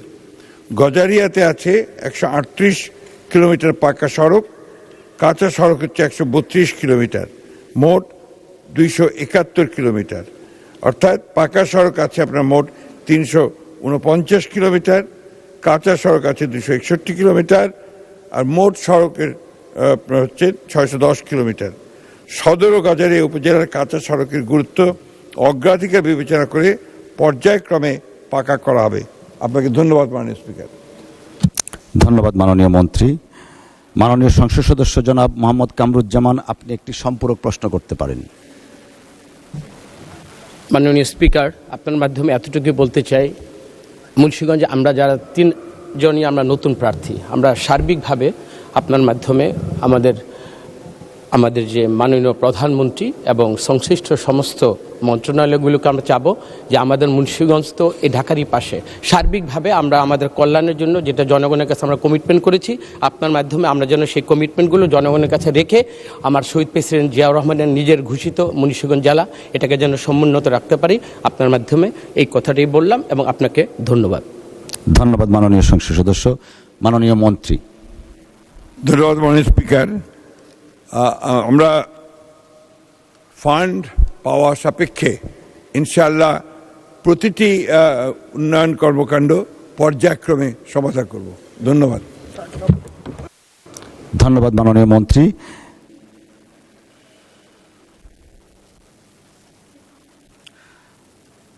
রংপুর 4 আসন থেকে নির্বাচিত মাননীয় সংসদ সদস্য জনাব আক্তার হোসেন একটি সম্পূরক প্রশ্ন করতে পারেন। ধন্যবাদ। মাননীয় স্পিকার, আপনার মাধ্যমে মাননীয় মন্ত্রীর দৃষ্টি আকর্ষণ করছি, আমরা যারা প্রত্যন্ত গ্রামাঞ্চল থেকে নির্বাচিত হয়েছি, আমরা আমাদের গ্রামের মানুষদেরকে সাথে নিয়ে আমরা যোগাযোগ ব্যবস্থার দুরবস্থার কারণে আমরা অত্যন্ত ভোগান্তির শিকার। আমাদের একেবারে প্রত্যন্ত গ্রামাঞ্চলগুলোতে একটা অ্যাম্বুলেন্স বাড়ি পর্যন্ত যাওয়ার কোনো ব্যবস্থাপনা নেই। এখন বর্ষাকাল সামনে চলে এসেছে, সেই বর্ষাকালে মানুষেরা তাদের বাড়িতে পর্যন্ত যেতে পারেন না। আমি আবার নির্বাচনী এলাকায় দেখেছি এমন কিছু জায়গা রয়েছে চরাঞ্চল, যেখান থেকে বাজারে পণ্য পৌঁছাতে গেলে রাস্তার অব্যবস্থাপনার কারণে, রাস্তা না থাকার কারণে সেখানে পণ্যের মূল্যবান কমে আসে, কৃষককে ভোগান্তির মধ্যে পড়তে হয়। আবার সামনে শীতকাল, তখন ধুলাবালিতে মানুষদেরকে কষ্ট করতে হয়। আমি যদি আমার নির্বাচনী আসনের কথা বলি, সেখানে আমার 2টা উপজেলা রয়েছে। কাউনিয়া উপজেলাতে মোট 535 কিলোমিটার রাস্তা রয়েছে, তার মধ্যে মাত্র 198 কিলোমিটার পাকা করা হয়েছে, আর কাঁচা রাস্তা এখনও আছে 337 কিলোমিটার। পীরগাছা উপজেলায় 842 কিলোমিটার রাস্তা রয়েছে, পাকাকরণ করা হয়েছে মাত্র 291 কিলোমিটার, কাঁচা রাস্তা এখনও 551 কিলোমিটার। অর্থাৎ আমার রংপুর 4 আসনে যে 1377 কিলোমিটার রাস্তা রয়েছে, তার মাঝে মাত্র 489 কিলোমিটার পাকাকরণ করা হয়েছে, এখনও 888 কিলোমিটার পাকাকরণ করতে হবে। এর বাইরেও, জরিপের বাইরেও আরও 1000 কিলোমিটারের উপরে রাস্তা রয়েছে। আমার জানতে চাওয়ার বিষয় হলো যে সরকার বিভিন্ন সময় অনেক মেগা প্রকল্প গ্রহণ করে থাকে, যে মেগা প্রকল্পগুলোর মধ্য থেকে দেশ এগিয়ে যায়। আমাদের মাননীয় মন্ত্রী মহোদয় এবং আমাদের সরকার, তারা কি এবার আমাদের স্থানীয় পর্যায়ে যাতে যোগাযোগ ব্যবস্থার উন্নতিটা সঠিকভাবে হয়, মানুষেরা যাতে তাদের বাড়ি পর্যন্ত অ্যাম্বুলেন্সটা অন্তত নিয়ে যেতে পারে, সহজে যাতে যাতায়াতটা করতে পারে, সে কারণে রুটিন পাকাকরণ কার্যক্রমের অতিরিক্ত হিসেবে পাকাকরণের জন্য মেগা প্রকল্প গ্রহণ করবে কিনা, সেই ব্যাপারে আপনার মাধ্যমে মাননীয় মন্ত্রীর দৃষ্টি আকর্ষণ করছি। ধন্যবাদ মাননীয় সদস্য। মাননীয় মন্ত্রী। ধন্যবাদ মাননীয় স্পিকার। সে সঙ্গে আমি মাননীয় সংসদ সদস্যকে ধন্যবাদ জানাতে চাই যে তিনি এই গ্রাম বাংলার প্রায় সব সংসদ সদস্যের মনের কথাটা বলেছেন। দুর্ভাগ্য আমাদের যে বিগত ফ্যাসিস্ট সরকারের আমলে এই উন্নয়নের নামে, মেগা প্রজেক্ট অথবা উন্নয়নের নামে যে চরম দুর্নীতি করা হয়েছে, সেটার ফলেই আজকে আমরা মাত্র 1 মাস হল সরকার এসেছি এবং সেটা আমরা উপলব্ধি করছি। এবং দুর্ভাগ্যক্রমে বিগত অন্তর্বর্তীকালীন সরকার আমলেও যারা দায়িত্ব ছিলেন, তারা নিজ নিজ এলাকায় ফান্ড নিয়ে চলে গেছেন, কিন্তু বিশেষ করে উত্তরাঞ্চলের অঞ্চলগুলোতে এই রাস্তাঘাটগুলো একেবারেই আপনার নেগলেক্টেড থেকে গেছে। আমি আপনার মাধ্যমে মাননীয় সংসদ সদস্যকে এই কথা দিতে পারি, ইনশাআল্লাহ আগামী দিনগুলোতে আমরা এই ধরনের কোনো দুর্নীতিকে প্রশ্রয় না দিয়ে আমরা গ্রামাঞ্চলের রাস্তাঘাটগুলোকে, যোগাযোগ ব্যবস্থাকে সবচেয়ে বেশি গুরুত্ব দিয়ে কাজ করব ইনশাআল্লাহ। মাননীয় স্পিকার, ধন্যবাদ। ধন্যবাদ মাননীয় মন্ত্রী। আরেকটি সম্পূরক প্রশ্ন করতে পারেন ব্রাহ্মণবাড়িয়া 2 আসন থেকে নির্বাচিত মাননীয় সংসদ সদস্য রুমিন ফারহানা। স্পিকার, আপনাকে অসংখ্য ধন্যবাদ। মাননীয় স্পিকার, আমার কর্মজীবনে আপনাকে আমি কোর্টে পেয়েছি, সহকর্মী হিসেবে রাজনৈতিক দলে পেয়েছি এবং অত্যন্ত চমৎকার একটি পরিবেশে আমরা একসাথে কাজ করেছি। আশা করি সামনের দিনগুলোতেও আপনার সেই সহযোগিতা অব্যাহত থাকবে। মাননীয় স্পিকার, আপনার মাধ্যমে মাননীয় মন্ত্রীর কাছে আমার প্রশ্ন। ব্রাহ্মণবাড়িয়া 2 তথা সরাইল, আশুগঞ্জ এবং বিজয়নগরের একাংশ, মাননীয় স্পিকার, এখানে দুটো ইউনিয়ন আছে, পাকশিমুল এবং ওরাইল। এই দুটো ইউনিয়নের ভেতরে যেই গ্রামগুলো, সেখানে যাবার জন্য কোনো রাস্তা নেই। মাননীয় স্পিকার, আমাদেরকে নৌকা করে যেতে হয় এবং তারপরে মোটরসাইকেল ছাড়া সেখানে চলাচলের আর কোনো উপায় নাই। আপনার মাধ্যমে মাননীয় মন্ত্রীর কাছে আমার প্রশ্ন, ব্রাহ্মণবাড়িয়া 2-এর এই রাস্তা উন্নয়নে এবং যোগাযোগ ব্যবস্থা কিছুটা উন্নয়নে আমাদের নেক্সট পদক্ষেপ কি হবে? ধন্যবাদ মাননীয় স্পিকার। ধন্যবাদ মাননীয় সদস্য। আমরা কলিগ ছিলাম, এখনো আছি, আমরা একসাথেই কাজ করব মহান জাতীয় সংসদকে প্রাণবন্ত করার জন্য। মাননীয় মন্ত্রী। মাননীয় স্পিকার, আপনাকে ধন্যবাদ। মাননীয় সংসদ সদস্যকে আমি আশ্বস্ত করতে চাই যে তিনি যদি এই বিষয়গুলোর সুনির্দিষ্ট প্রস্তাব নিয়ে আমাদের মন্ত্রণালয়ে চিঠি পাঠান, তাহলে অবশ্যই আমরা অগ্রাধিকারের ভিত্তিতে এই ইউনিয়ন দুটোর যোগাযোগ ব্যবস্থা উন্নত করবার চেষ্টা করব। ধন্যবাদ আপনাকে মাননীয় স্পিকার। ধন্যবাদ মাননীয় মন্ত্রী। জাতীয় সংসদের আসন নম্বর 206 নারায়ণগঞ্জ 3 আসন থেকে নির্বাচিত মাননীয় সংসদ সদস্য জনাব আজহারুল ইসলাম মান্নান, আপনি আপনার তারকা চিহ্নিত প্রশ্ন 21 উত্থাপন করুন। বিসমিল্লাহির রহমানির রহিম। মাননীয় স্পিকার, আমি 42 বিধিতে মাননীয় স্পিকার আপনার মাধ্যমে আমার তারকা চিহ্নিত প্রশ্ন 21 সংসদে উত্থাপন করলাম। মাননীয় সদস্য, আপনাকে ধন্যবাদ। তারকা চিহ্নিত প্রশ্ন 21 সংসদে উত্থাপিত হলো। মাননীয় স্থানীয় সরকার, পল্লী উন্নয়ন ও সমবায় মন্ত্রী জনাব মির্জা ফখরুল ইসলাম আলমগীর। ধন্যবাদ মাননীয় স্পিকার, কিন্তু দুর্ভাগ্যক্রমে ওনার প্রশ্নটি আমার মন্ত্রণালয়ে সম্পৃক্ত নয়।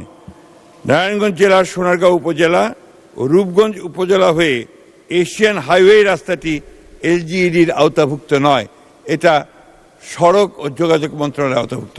আমি বিশ্বাস করি যে এর পরবর্তীতে হয়তো বা এই প্রশ্ন তার কাছে উত্থাপিত হলে তিনি উত্তর দেবেন। ধন্যবাদ মাননীয় স্পিকার। ধন্যবাদ মাননীয় মন্ত্রী। আমরা পরের কোশ্চেনে চলে যাচ্ছি। জাতীয় সংসদের আসন সংখ্যা 293 চট্টগ্রাম 16 আসন থেকে নির্বাচিত মাননীয় সদস্য জনাব মোহাম্মদ জহিরুল ইসলাম, আপনি আপনার তারকা চিহ্নিত প্রশ্ন 22 সংসদে উত্থাপন করুন। মাননীয় স্পিকার, আপনাকে ধন্যবাদ। মহান জাতীয় সংসদে আপনি ডেপুটি স্পিকার নির্বাচিত হওয়ায় আপনাকে অশেষ অভিনন্দন। মাননীয় স্পিকার, আমি সর্বাগ্রে আল্লাহ পাকের দরবারে শুকর আদায় করছি, যার অনবরত রহমতের কারণেই আজকে এই মহান সংসদে প্রতিনিধিত্ব করার তৌফিক পেয়েছি। সাথে সাথে আমার প্রিয় জনপদ সংসদ এলাকা চট্টগ্রাম 16 বাসকালীর সমস্ত ভোটার এবং জনগণকে আমি কৃতজ্ঞতা স্বীকার করছি, যাদের সমর্থন এবং দোয়ার বদৌলতে আজকে মহান সংসদে তাদের সেবক হিসেবে প্রতিনিধিত্ব করতে পেরেছি।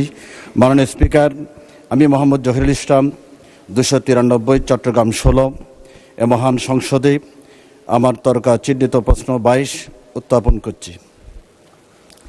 ধন্যবাদ মাননীয় সদস্য আপনাকে। তারকা চিহ্নিত প্রশ্ন 22 মহান সংসদে উত্থাপিত হলো। মাননীয় যুব ক্রীড়া প্রতিমন্ত্রী জনাব মোহাম্মদ আমিনুল হক। ধন্যবাদ মাননীয় স্পিকার এবং ধন্যবাদ মাননীয় সংসদ সদস্য। আমাদের দেশের সকল উপজেলায় মিনি স্টেডিয়াম অথবা মানসম্পন্ন খেলার মাঠ প্রতিষ্ঠা করার পরিকল্পনা সরকারের রয়েছে। উপজেলা পর্যায়ে মিনি স্টেডিয়াম নির্মাণ প্রথম পর্যায়ে প্রকল্পের আওতায় প্রায় 125টি আমরা ইতিমধ্যে স্টেডিয়াম নির্মাণ কাজ সম্পন্ন হয়েছে এবং দ্বিতীয় পর্যায়ে মিনি স্টেডিয়ামের 201টি নির্মাণ কাজ চলমান রয়েছে এবং পর্যায়ক্রমে অবশিষ্ট উপজেলায় মিনি স্টেডিয়াম এবং মানসম্পন্ন খেলার মাঠ প্রতিষ্ঠা করার পরিকল্পনা ইতিমধ্যে আমাদের রয়েছে এবং আমাদের নির্বাচন ইশতেহারেই আমরা খেলাধুলাকে এবং খেলার মাঠকে সংরক্ষণ করার জন্য খেলাধুলাকে সর্বোচ্চ গুরুত্ব দেওয়ার মাধ্যমে আমরা খেলার মাঠ যাতে সংরক্ষণ করতে পারি সেই পরিকল্পনা আমাদের সরকারের রয়েছে। ধন্যবাদ মাননীয় স্পিকার। ধন্যবাদ মাননীয় প্রতিমন্ত্রী আপনাকে। মাননীয় সংসদ সদস্য জনাব জহিরুল ইসলাম একটি সম্পূরক প্রশ্ন করতে পারেন। স্পিকার, আপনাকে ধন্যবাদ। আবার নির্বাচনী এলাকা হচ্ছে চট্টগ্রাম 16 বাঁশখালী, দক্ষিণ চট্টগ্রামের কক্সবাজারের সীমান্তবর্তী এলাকা। যেখানে পাহাড়ি ডল এবং আমাদের জলোচ্ছ্বাস ঘূর্ণিঝড়ে বারবার আক্রান্ত হয়। আমি মাননীয় মন্ত্রী মহোদয়ের কাছে আমি প্রশ্ন উত্থাপন করতে চাই, স্বাধীনতার পরবর্তী এই দীর্ঘ পিরিয়ডে এই বিশাল জনবহুল একটি এলাকায় মিনি স্টেডিয়াম বলি, মানসম্মত খেলার মাঠ বলি, কোনো উন্নত মানের খেলার মাঠ এ পর্যন্ত স্থাপিত হয় নাই। আমি অনুরোধ করব উপজেলা সদরে একটি মিনি স্টেডিয়াম ভৌগোলিক এবং দূরত্ব বিবেচনায় একটা উপজেলায় মিনিমাম 2-3টা মাঠ যদি খেলার উপযোগী করা হয়, অ্যাভেলেবেল গতানুগতিক বরাদ্দ না দিয়ে আমরা পরিকল্পিতভাবে একটা মিনি স্টেডিয়াম আর 2-3টা ভৌগোলিক এবং দূরত্ব বিবেচনায় যদি খেলার মাঠকে উপযোগী করতে পারি, আর সাথে সাথে উপজেলার ক্রীড়া সংস্থাকে নামে মাত্র না রেখেই ক্রীড়া শিক্ষকদেরকে সত্যিকার তাদের যুগোপযোগী খেলাধুলায় যারা ছাত্র যুবকদেরকে মোবাইলমুখী না করে, মোবাইলে জুয়া খেলা থেকে শুরু করে ছাত্র যুব সমাজ ধ্বংস হতে যাচ্ছে, উপজেলা ক্রীড়া সংস্থাকে গুরুত্ব দিয়ে প্রয়োজনীয় ফান্ড দিয়ে আমরা সেন্ট্রালি এই বিষয়কে গুরুত্ব দিলে আমার মনে হয় আমার এই বিষয়টি ফলপ্রসূ হবে। আমি অনুরোধ করব, আমি প্রশ্ন উত্থাপন করছি, উপজেলা লেভেলে একটা মিনি স্টেডিয়াম আর দূরত্ব বিবেচনা মিনিমাম 3টাতে আমরা মানসম্মত খেলার মাঠ স্থাপন করার কোনো পরিকল্পনা আছে কিনা? মাননীয় প্রতিমন্ত্রী, তার আগে মাননীয় সংসদ সদস্য, আপনারা যারা কোশ্চেন করবেন আমরা স্টেটমেন্ট না করে সরাসরি কোশ্চেনে চলে যেতে চাই, টাইমটাকে আমরা ইউজ করতে চাই। মাননীয় প্রতিমন্ত্রী। ধন্যবাদ মাননীয় স্পিকার, এবং আমি ধন্যবাদ জানাচ্ছি আবারও আমাদের মাননীয় সংসদ সদস্যকে। আমি আপনার মাঝখানের যে বিষয়টি বলেছিলেন যে আমাদের তরুণ সমাজ, আমাদের যারা ভবিষ্যৎ প্রজন্ম যারা অনৈতিক বিভিন্ন কর্মকাণ্ডের সাথে জড়িয়ে যাচ্ছে, সেই উদ্দেশ্য নিয়ে আমি একটি বিষয় আপনাদের সামনে উপস্থাপন করতে চাই। আমাদের মাননীয় প্রধানমন্ত্রীর যে নির্দেশনা ছিল এবং সেই নির্দেশনা অনুযায়ী আমাদের যে নির্বাচনী ইশতেহারে আমরা 4র্থ শ্রেণী থেকে আগামী শিক্ষাবর্ষ থেকে আমরা খেলাধুলাকে বাধ্যতামূলক করতে যাচ্ছি ইনশাল্লাহ, এবং সেখানে 7টি ইভেন্ট রয়েছে। সেই 7টি ইভেন্টের মাধ্যমে আমরা শুরু করব এবং পর্যায়ক্রমে আমরা বিভিন্ন ইভেন্টকে অন্তর্ভুক্ত করে আমরা পড়াশোনার পাশাপাশি খেলাধুলাকেও সমান গুরুত্ব দেওয়ার মাধ্যমে আমরা বিশ্বাস করি যে আমাদের সন্তানরা যখন বাসায় ফিরে যায় তারা দেখা যায় যে ডিভাইসের প্রতি আসক্ত হয়ে যায়। আমরা সেই খেলাধুলাকে বাধ্যতামূলক করার মাধ্যমে মাননীয় স্পিকার আমরা তাদেরকে খেলার মাঠে রাখতে চাই, এবং খেলার মাঠে রাখার মাধ্যমে আমরা বিশ্বাস করি তারা বাংলা, ইংলিশ বা অন্যান্য সাবজেক্টে যেভাবে পাশ করে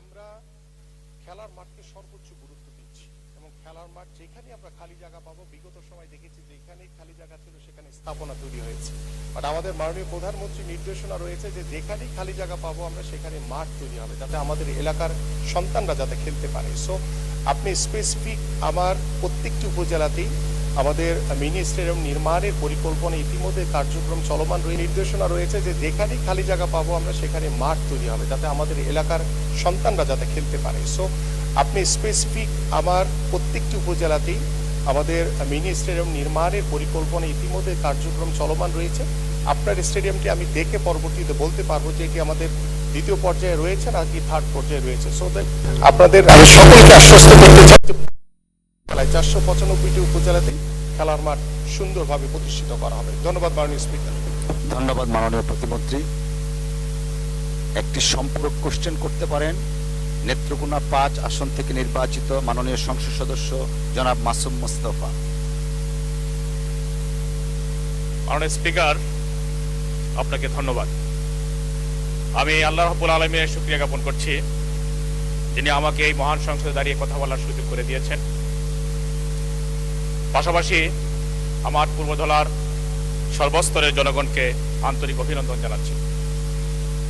মাননীয় স্পিকার, আসনের দিক থেকে আমি আপনার প্রতিবেশী, এই হিসাবে প্রতিবেশীর হক অনেক বেশি। আমি অনেকক্ষণ যাবত আশা করতেছি যে আমাকে সুযোগ দিবেন, ভবিষ্যতে আশা করি সেই সুযোগটা আমি পাবো। মাননীয় স্পিকার, আমাদের যুব সমাজ এবং ছাত্র সমাজকে মোবাইল আসক্তি এবং মাদকাসক্তি থেকে রক্ষা করার জন্য খেলাধুলার প্রতি খেলাধুলার জন্য তাদেরকে স্টেডিয়ামের প্রয়োজন। আমি আমার নির্বাচনী এলাকা 161.5 আগামী অর্থ বছরে একটি স্টেডিয়াম স্থাপন হবে কি না মাননীয় মন্ত্রীর কাছে জানতে চাই, মন্ত্রী মহোদয়ের কাছে।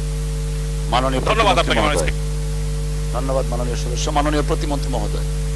আমরা আসলে স্টেডিয়াম না, অবকাঠামোকে বেশি গুরুত্ব দিচ্ছি না মাননীয় স্পিকার।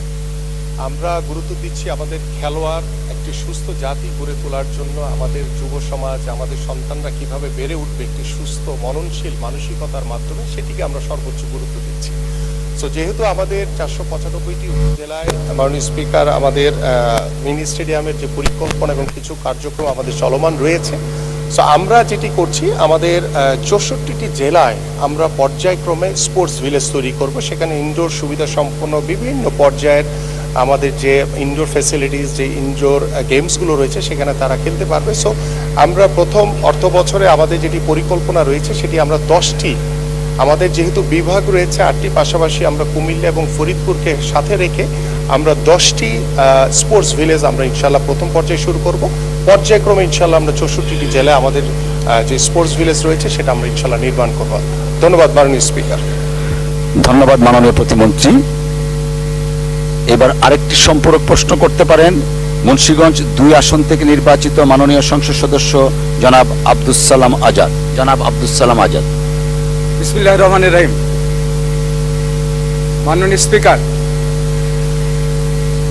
এই বাংলাদেশ জাতীয়তাবাদী দলের 48 বছর আজকে অতিবাহিত হতে যাচ্ছে। আমি প্রায় সেই 48 বছর যাবত এই দলটার সাথে সম্পৃক্ত এবং আছি। আমি এই দলের এই প্রথম একজন সংসদ সদস্য হিসেবে আমি এসেছি। আমি ধন্যবাদ জানাই, আমি শুকুর আলহামদুলিল্লাহ জানাই আমার আল্লাহকে। আর ধন্যবাদ জানাই যিনি আমাকে এই সংসদে আসার জন্য মনোনয়ন দিয়েছিলেন, আজকে এই সরকারের প্রধানমন্ত্রী জনতা তারেক রহমানকে, এবং যারা আমাকে নির্বাচনে ভোট দিয়ে এই পার্লামেন্টে পাঠিয়েছেন। আমার নির্বাচনী এলাকা মুন্সিগঞ্জ 2 লোহজাবাগ টঙ্গিবাড়ি সর্বস্তরের ভোটারদের। আর দাঁড়িয়েছে আজকে একটা জনগুরুত্বপূর্ণ রাস্তা নিয়ে, যেটা হলো মাওয়া থেকে আমাদের মুন্সিগঞ্জ পর্যন্ত একটা রাস্তা আছে। এই রাস্তাটা 2 লেন করার জন্য আমি আমার মাননীয় মন্ত্রী, হয়তোবা এলজিআইডি মন্ত্রী হবে আর না হলে সড়ক মন্ত্রী হবেন, আমি মাননীয় সংসদ সদস্য এই প্রশ্নটা ইরিলিভেন্ট। সম্পূরক প্রশ্ন করতে হয় আগের প্রশ্নের সাথে সমন্বয় করে, within the পারভিউ of that first question. বসুন আপনি দয়া করে। অসংখ্য ধন্যবাদ। I am sorry. আমরা পরের কোশ্চেনে চলে যাচ্ছি। ধন্যবাদ। পরম করুণাময় আল্লাহ তাআলার নামে আরম্ভ করছি। আমি প্রথমে বিদায় আত্মার মাগফিরাত কামনা করছি শহীদ রাষ্ট্রপতি জিয়াউর রহমানের। আমি বিদায় আত্মার মাগফিরাত কামনা করছি মরহুমা বেগম খালেদা জিয়া এবং আমাদের প্রিয় নেতা আরাফাত রহমান কোকো। আমি ধন্যবাদ জানাই যিনি এই মহান সংসদে টানা দ্বিতীয়বারের মতো আমাকে সংসদ সদস্য হিসাবে মনোনীত করে এই সংসদে নিয়ে এসেছেন এবং আমাকে মনোনয়ন দিয়েছেন সেই মাননীয় প্রধানমন্ত্রী, বগুড়ার কৃতি সন্তান, আমাদের সারা বাংলাদেশের অহংকার, এবং আজকের যেই পার্লামেন্টের যিনি নেতৃত্ব দিচ্ছেন সেই প্রিয় প্রধানমন্ত্রী জনাব তারেক রহমানকে আমি ধন্যবাদ জানাই। আপনি এই মহান জাতীয় সংসদে মাননীয় সদস্য দয়া করে আপনার কোশ্চেনটা করেন, আমাদের লিমিটেড টাইম। স্পিকার, আপনি আজকে পার্লামেন্টের ডেপুটি স্পিকার হিসেবে নির্বাচিত হয় আমাদের পার্লামেন্টের পক্ষ থেকে, বগুড়া জেলা বিএনপির পক্ষ থেকে আপনাকে অভিনন্দন এবং শুভেচ্ছা জানাই। সেই সঙ্গে আমি শুধু এইটুকু বলতে চাই মাননীয় স্পিকার, আপনি জানেন যে বগুড়া একটি অবহেলিত নাম, অবহেলিত জনপদ। বগুড়াকে সবচাইতে ক্ষতবিক্ষত করা হয়েছে, বগুড়ার উন্নয়নে সবচাইতে বঞ্চিত হয়েছে বগুড়া। সেই বগুড়ার অংশ হিসাবে আমি বলতে চাই মাননীয় স্পিকার, আমাদের মাননীয় মন্ত্রী কাছে আমি প্রশ্ন করি, আমি 39 বগুড়া 4-এর একজন সংসদ সদস্য হিসাবে যুব ক্রীড়ামন্ত্রী মহোদয় অনুগ্রহ করে বলিবেন কি বগুড়ায় জেলার বিভিন্ন উপজেলায় স্টেডিয়াম স্থাপনের কোনো পরিকল্পনা আছে কি না, থাকলে উহা কোন তালিকাভুক্ত আছে এবং নতুন কোনো স্টেডিয়াম তালিকাভুক্ত হবে কিনা সেটা জানার জন্য বিনীতভাবে অনুরোধ করছি। মাননীয় সদস্য আপনাকে ধন্যবাদ। তারকা চিহ্নিত প্রশ্ন 23 মহান এই সংসদে উত্থাপিত হলো মাননীয় যুব ও ক্রীড়া প্রতিমন্ত্রী জনাব মোহাম্মদ আমিনুল হক। মাননীয় চিফ হুইপ। এক সেকেন্ড। মাননীয় স্পিকার, আপনার মাধ্যমে আমি মাননীয় সকল সংসদ সদস্যদের দৃষ্টি আকর্ষণ করছি যে প্রশ্ন উত্থাপন করার পদ্ধতিটা হলো এই, যেমন ধরুন উনি 23 নম্বর প্রশ্ন উত্থাপন করেছেন, উনি বলবেন মাননীয় স্পিকার, মহান সংসদে আমি আমার তারকা চিহ্নিত প্রশ্ন 23 নম্বর উত্থাপন করিলাম। এটুকুই হলো এটা নিয়ম। আর একটা হলো এই, অনেকখানি বক্তব্য রাখলে আজকে এটা মানুষের তাদের সকল সংসদ সদস্যের অধিকার যে প্রশ্নটা উঠুক, মাননীয় মন্ত্রী জবাব দিক। কাজে এখানে আপনি তারকা সম্পূরক প্রশ্ন যিনি করেছেন তারটাই শুধু যদি রাখেন, পরবর্তীতে আর যদি কারো কোনো কোশ্চেন থাকে উনি প্রশ্ন করবেন। কিন্তু আমার ধরেন তিনটে প্রশ্ন আছে বা কোনো একজনের 3 নম্বর প্রশ্ন, একটা প্রশ্ন উত্তর দিতে যদি আপনি আধা ঘন্টা বা 40 মিনিট নষ্ট করেন, মানে সংসদের সময় যায়, তো পরবর্তী সদস্যরা সময় পাবেন না। কাজে সকল সদস্যরা যাতে সময় পান এবং সকল সদস্যরা, মাননীয় অর্থমন্ত্রী বলছেন সংসদের কষ্ট কত, মাননীয় অর্থমন্ত্রী সবসময় হিসেব করেন, এটা হিসেবে হবে না। কাজে আশা করি সকল সদস্যরা তাদের যে অধিকার আছে সেই অধিকার ভোগ করতে পারেন, আপনি সে ব্যাপারে সহযোগিতা আপনার সাহায্য প্রার্থনা করছি। ধন্যবাদ মাননীয় স্পিকার। ধন্যবাদ মাননীয় চিফ হুইপ। হয়েছে কি, আমরা তো আসলে কি 2/3-এরও বেশি নতুন সংসদ সদস্য, যে কারণে অনেকেই আছে হয়তো প্রশ্নটা করে এলাকাবাসীকে জানাতে চান কি ধরনের কোশ্চেনটা করেছেন। আমি মাননীয় সংসদ সদস্য সকলের প্রতি আহ্বান জানাবো আমরা একটু প্রিসাইজ ওয়েতে যাই। ধন্যবাদ। মাননীয় প্রতিমন্ত্রী মহোদয়। ধন্যবাদ মাননীয় স্পিকার, এবং ধন্যবাদ জানাচ্ছি আমাদের মাননীয় সংসদ সদস্যকে। আমাদের বগুড়াতে প্রতিটি উপজেলাতেই আমাদের মিনি স্টেডিয়ামের নির্মাণ কাজ কিছু কিছু জায়গায় চলমান রয়েছে, আর যেগুলো এখনো চলমান হয়নি সেগুলো দ্বিতীয় ফেজে রয়েছে, সেগুলো আমরা দ্রুতই শেষ করতে পারবো বলে আশা করি, এবং তৃতীয় ফেজও কিছু রয়েছে। সো এর ভিতরে যে উল্লেখযোগ্য যে রয়েছে যে বর্তমানে সোনাতলা উপজেলায় নির্মিত একটি মিনি স্টেডিয়াম রয়েছে। বিশেষ প্রকল্পের আওতায় আদমদিঘি উপজেলায় স্টেডিয়াম নির্মাণ করা হয়েছে, এবং উপজেলা পর্যায়ে মিনি স্টেডিয়াম নির্মাণ দ্বিতীয় পর্যায়ে প্রকল্পের আওতায়, চলমান প্রকল্পের আওতায় সারিয়াকান্দি উপজেলায় একটি মিনি স্টেডিয়াম নির্মাণ করা হচ্ছে। এছাড়া পর্যায়ক্রমে অবশিষ্ট উপজেলাগুলোতে মিনি স্টেডিয়াম আমরা নির্মাণ করব ইনশাআল্লাহ। পাশাপাশি আমাদের এখানে উল্লেখযোগ্য রয়েছে যে বগুড়া জেলার শিবগঞ্জ, দুপচাচিয়া, কাহালু, নন্দীগ্রাম, শেরপুর, ধুনট, গাবতলী ও বগুড়া সদর উপজেলায় জমি অধিগ্রহণ করে স্টেডিয়াম নির্মাণের জন্য জেলা প্রশাসক হতে প্রস্তাব ইতিমধ্যে পাওয়া গেছে। ধন্যবাদ মাননীয় স্পিকার। ধন্যবাদ মাননীয় প্রতিমন্ত্রী। মাননীয় সংসদ সদস্য, আপনার কোনো সম্পূরক প্রশ্ন থাকলে করতে পারেন।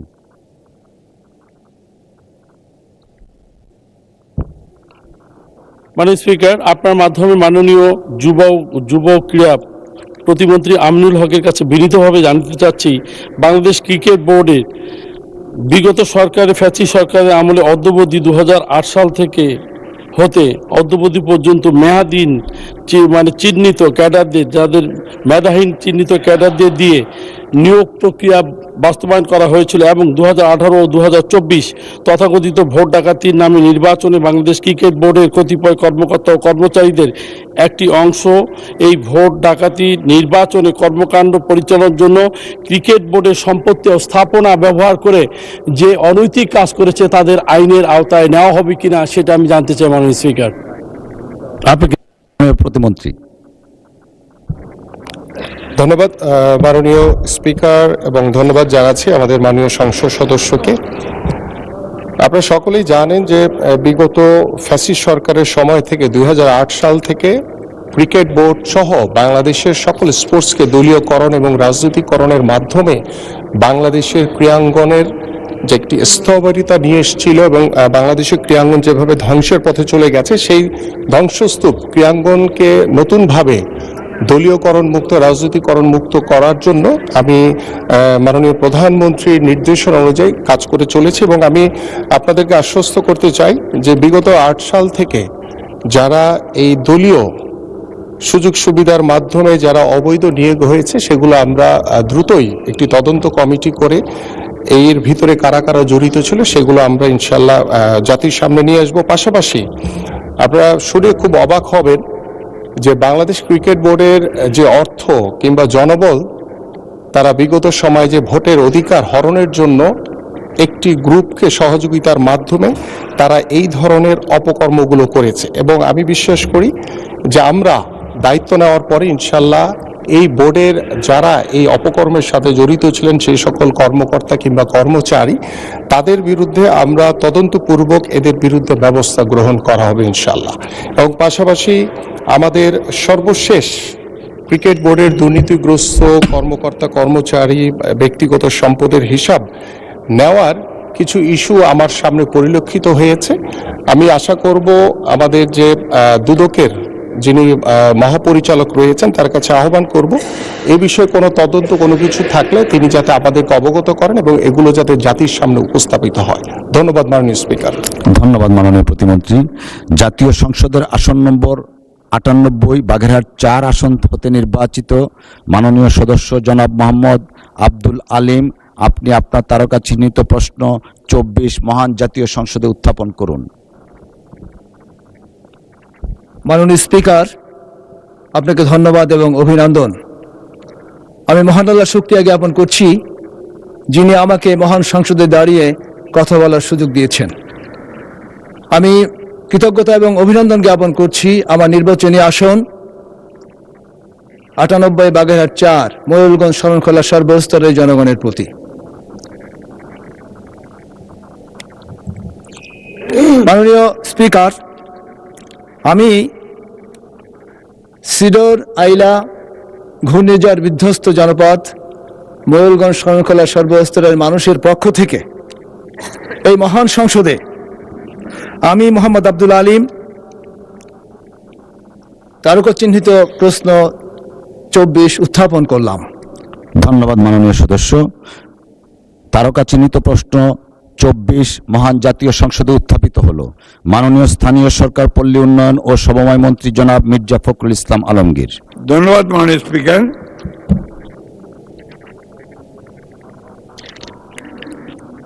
মাননীয় সংসদ সদস্যের প্রশ্নের জবাব। এলজিইডির আওতায় বাগেরহাট জেলায় মোড়লগঞ্জ ও শরণখোলা উপজেলায় মোট 2426 কিলোমিটার সড়ক আছে।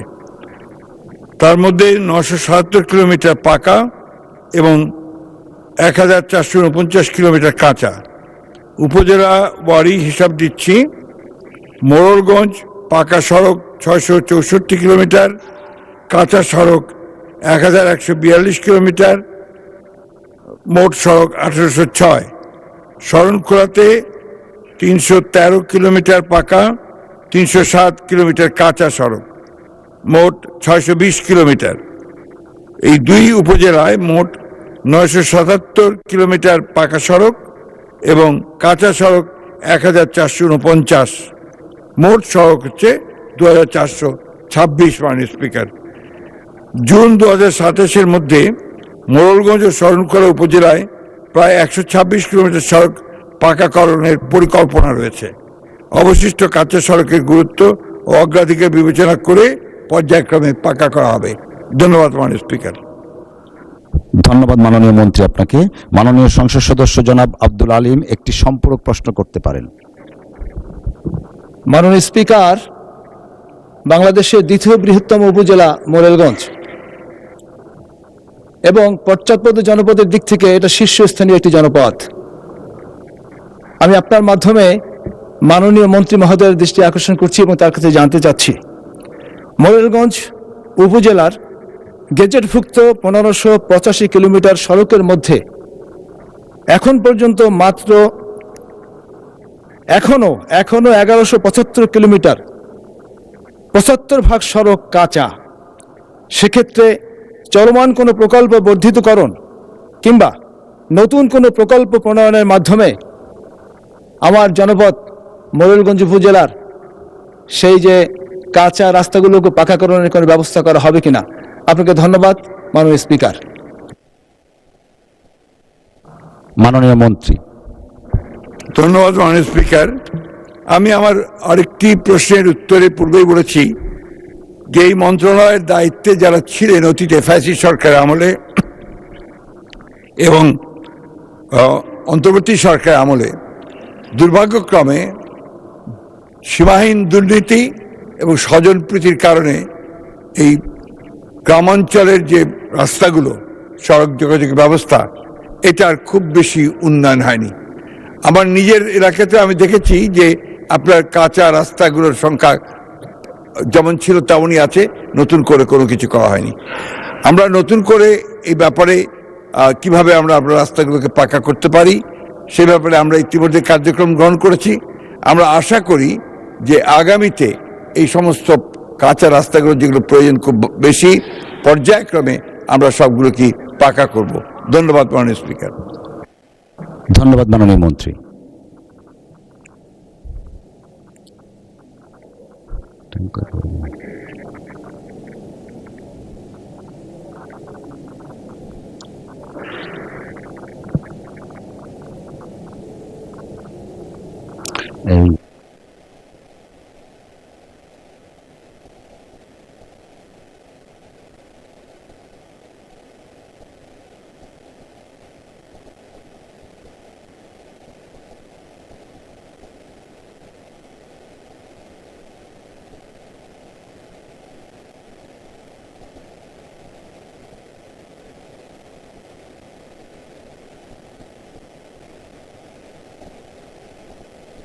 মাননীয় চিফ হুইপ, এই প্রশ্নোত্তর 1 ঘন্টা সময়, এরপরে আপনি 71 বিধি যাবেন। তো আমি মনে হয় আপনি এখন 71 বিধিতে যেতে পারেন। 71 বিধি শেষে আপনি যান পরিপাস্যে নামাজ, তারপর নামাজের বিরতি দিলে তারপর আপনারা অন্যান্য বিষয়ে আমরা হরস অফ দ্য ডে অনুযায়ী আগাতে পারি। ধন্যবাদ মাননীয় স্পিকার। ধন্যবাদ।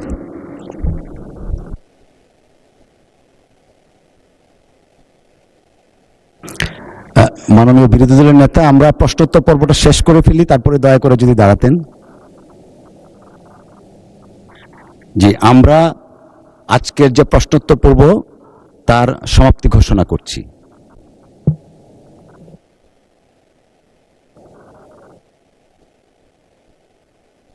তা পঠিত বলে গণ্য হবে।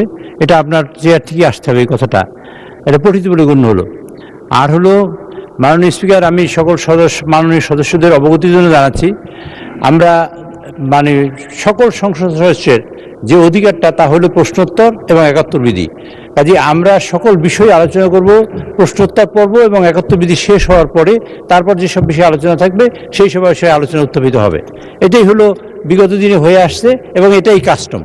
কাজে আমি সেটা প্রার্থনা করছি, বিরোধী দল অথবা অন্য কোনো সদস্যদের কোনো বক্তব্য থাকে তা আপনি 71 বিধি শেষ করার পরেই আপনি দয়া করে সময় দেবেন তাদের। ধন্যবাদ মাননীয় চিফ হুইপ। আমরা তারকা চিহ্নিত বাকি প্রশ্নগুলো পঠিত বলে গণ্য হলো। মাননীয় বিরোধী দলের নেতা। ধন্যবাদ মাননীয় স্পিকার। আমি সম্মান রেখেই মাননীয় চিফ হুইপের প্রতি বলতে বাধ্য হচ্ছি, 15 তারিখের অধিবেশনে পয়েন্ট অফ অর্ডারে দাঁড়িয়ে আমি অতি জনগুরুত্বপূর্ণ একটি বিষয় উত্থাপন করেছিলাম। মাননীয় স্পিকার আমাকে পরামর্শ দিয়েছিলেন যথাযথভাবে নোটিশটি সাবমিট করার জন্য, তা আমরা করেছি। আমি মহান সংসদে আপনার মাধ্যমে এই নোটিশটি উত্থাপন করলাম। নোটিশের বিষয় হচ্ছে জুলাই জাতীয় সনদ সংবিধান সংস্কার বাস্তবায়ন আদেশ 2025, যেটা আদেশ নম্বর 1 এর অনুচ্ছেদ 10 অনুযায়ী সংবিধান সংস্কার পরিষদের অধিবেশন আহ্বান প্রসঙ্গে। নোটিশে বিস্তারিত লেখা আছে। এই বিষয়টি আলোচনার জন্য উত্থাপিত হলো, আপনি আলোচনার জন্য মঞ্জুর করবেন। ধন্যবাদ মাননীয় স্পিকার। মাননীয় চিফ হুইপ। মাননীয় বিরোধী দলীয় নেতাকে অসংখ্য ধন্যবাদ। বিষয়টি এরকম, প্লিজ, বিষয়টি এরকমের যে মাননীয় স্পিকার, আপনি সবসময় সংসদে যে অর্ডার্স অফ দ্য ডে অনুযায়ী তারকা চিহ্নিত প্রশ্ন এবং 71 বিধি এটা শেষ হওয়ার পরেই আমরা যে কোনো বিষয়ে আলোচনা উত্থাপন করব। এটা মাননীয় বিরোধী দলীয় নেতা যে বিষয়ে উত্থাপন করেছেন, আপনি 71 বিধি শেষ করার পরে যদি আপনি চান, ইনশাআল্লাহ তাকে সময় দিতে পারেন এবং আমরা এই বিষয়ে আলোচনা করতে পারি। ধন্যবাদ মাননীয় স্পিকার। মাননীয় বিরোধী দলের উপনেতা। মাননীয় স্পিকার, সেদিন জনাব স্পিকার বলেছিলেন যে আলোচ্য এই ধরনের কোনো বিষয় থাকলে এটা কেবল প্রশ্নোত্তরের পরেই হবে। আমি সেই মোতাবেকই দাঁড়িয়েছি এবং আমি মনে করি এটা আমার অধিকার এবং দায়িত্ব। আমি বিশ্বাস করি এটা আপনি এইভাবেই গ্রহণ করবেন। ধন্যবাদ আপনাকে। মাননীয় স্বরাষ্ট্রমন্ত্রী মহোদয়। টাইমটা দেন মাননীয় চিফ, যদি 1 মিনিট টাইম। মাননীয় স্পিকার, আপনাকে ধন্যবাদ। এটা মাননীয় স্পিকারের এখতিয়ার, যদি মাননীয় স্পিকার সময় না দেন আমি বসে পড়তে পারি। মাননীয় মন্ত্রী, আপনি কথা শেষ করুন দয়া করে। না, আপনি অনুমতি না দিলে, this is my point of order, যদি আপনি পয়েন্ট অফ অর্ডারটা ফর্মুলেট না, মাননীয় মন্ত্রী আপনার কথা শেষ করুন দয়া করে। দাঁড়া করেও রাখতে পারেন, ইটস ইউর রাইট। আমার বলছেন আপনি। মাননীয় মন্ত্রী আপনার বক্তব্য শেষ করুন দয়া করে। আমি সবাইকে সম্মান জানাতে চাই, আপনি দয়া করে মাননীয় বিরোধী দলীয় নেতা একটা প্রস্তাব উত্থাপন করেছেন আলোচনার জন্য, যেটা মাননীয় স্পিকার বিগত দিনে ওনাকে অনুরোধ করেছিলেন আপনি বিধি মোতাবেক নোটিশ উপস্থাপন দেন, আমরা বিধি মোতাবেক আলোচনার জন্য আপনাকে সময় দেব। কিন্তু সেটা মাননীয় চিফ হুইপ যেটা বলেছেন যে আমাদের ট্রেডিশন অনুসারে যে প্রশ্নোত্তর পর্ব এবং ৭১ বিধির পরে এই জাতীয় মুলতবি প্রস্তাবগুলো নিয়ে নোটিশ উত্থাপিত হয়, সেই কথাটাই আপনি মাননীয় বিরোধী দলীয় নেতাকে বলেছেন। এখানে আমার মনে হয় না কোনো অধিকার ক্ষুণ্ণ হয়েছে। আমার মনে হয় আপনি প্রশ্নোত্তর পর্বের বাকি বিষয়টা যে ৭১ বিধিতে আপনি আজকে উত্থাপন করার সুযোগ দিবেন কি দিবেন না সেটাও আপনার এখতিয়ার, তবে এটা সংসদ সদস্যদের একটা অধিকার। তো এরপরে যদি মাননীয় বিরোধী দলীয় নেতা তার নোটিশের প্রস্তাবটা উত্থাপন করেন, তার এগেনস্টে হয়তো আমাদেরও দু চার কথা বলার থাকতে পারে, সেটা আমরা পয়েন্ট অফ অর্ডার ফর্মুলেট করেই বলবো। তো সুতরাং আপনি বিধি মোতাবেক এগিয়ে যান। আমিও আপনাকে অনুরোধ করবো আপনার মাধ্যমে যেভাবে আপনি অর্ডার অফ দি ডেটা পরিচালনা করতে চাচ্ছেন দয়া করে সেভাবে যান, আদার মেম্বার্সদের রাইটটাও প্রোটেক্টেড হয়। ধন্যবাদ মাননীয় স্পিকার।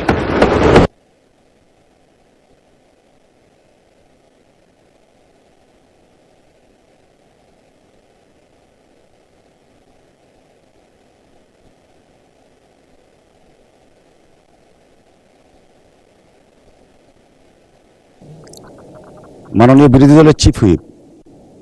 মাননীয় স্পিকার, আপনাকে ধন্যবাদ। মাননীয় স্পিকার, আমরা হয়তো ভুলে যাচ্ছি যে আমরা এই সংসদটা কিভাবে গঠিত হয়েছে এবং জাতীয় সংসদ নির্বাচনের পাশাপাশি এখানে গণভোট অনুষ্ঠিত হয়েছিল, কিন্তু এখন সংসদের কার্যক্রম দেখলে মনে হচ্ছে যে এই ধরনের কিছুই যেন হয়নি। ফলে এটি যে কোনো জনগুরুত্বপূর্ণ ইস্যুর তুলনায় সবচেয়ে বেশি গুরুত্ব সহকারে এই সংসদে আলোচনা হওয়া উচিত, এর সুরাহা হওয়া উচিত, তারপরে আমাদের যে রেগুলার যে দৈনন্দিন কার্যক্রম সেটি হওয়া উচিত। আমরা আজকে বিধি মোতাবেকই আমাদের বিরোধী দলীয় নেতা উনি নোটিশ দিয়েছেন, আমরা আপনার প্রতি এবং এই হাউজের প্রতি আবেদন জানাচ্ছি যে আমরা প্রথমে এই বিধি, এই যে নোটিশ আমরা দিয়েছি জনগুরুত্বপূর্ণ ইস্যুতে গণভোট এবং জুলাই সনদ বাস্তবায়ন আদেশ, সেটাতে আগে আলোচনা হোক, এটা আমাদের অনুরোধ রইল আপনার প্রতি মাননীয় স্পিকার।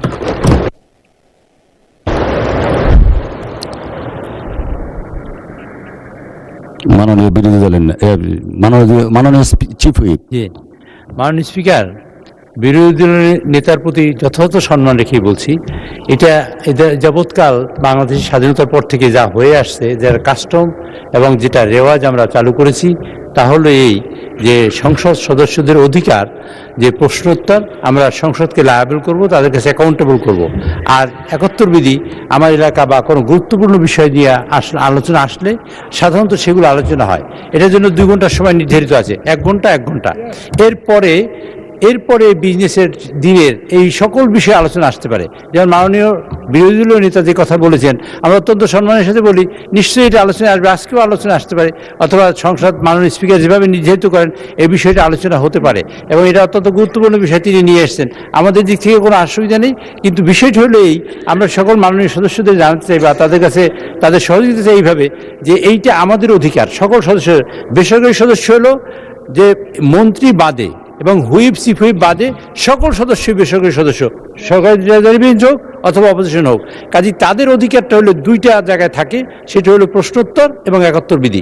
কাজে আমি মনে করি, আমি আপনাদের কাছে অনুরোধ করতে চাই যে ৭১ বিধি এটা শেষ করার পরে তারপর আপনারা এই প্রশ্নটা উত্থাপন করুন, এবং আমার মনে হয় সেটা আলোচনা হতে পারে, এটা এড়িয়ে যাওয়ার কোনো সুযোগ নেই। মাননীয় বিরোধী দলের নেতা, আপনার দৃষ্টি আকর্ষণ করছি, আপনার যে নোটিশটা এনেছেন সেটা আমরা দেখছি, আমরা একটু দয়া করে বিধিটা ফলো করে ৭১ বিধির পরেই আপনার এই নোটিশটার ব্যাপারে আমরা সিদ্ধান্ত জানাবো। ধন্যবাদ মাননীয় বিরোধী দলের নেতা। জি, ৭১ বিধিতে কার্যসূচিতে যাই।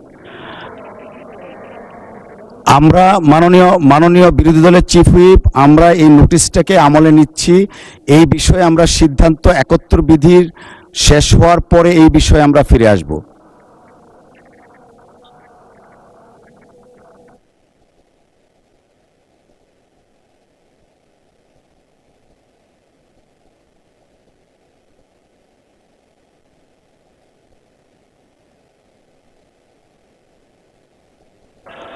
মাইক দিবে মাননীয় বিরোধী দলের রায়কে সম্মান দেখানো উচিত মাননীয় স্পিকার। মাইকটা অন করেন।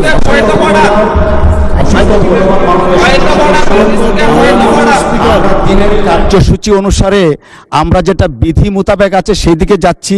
মাননীয় বিরোধী দলের নেতা যে নোটিশটা দিয়েছেন সেই নোটিশটা আমরা পেয়েছি। এই নোটিশের ব্যাপারে আমরা যথাবিহিত পদক্ষেপ নিব। আমরা 71 বিধিটার দিকে একটু এগিয়ে তারপরে আমরা এটাতে আসছি। ধন্যবাদ মাননীয় স্পিকার, মাননীয় সংসদ সদস্য।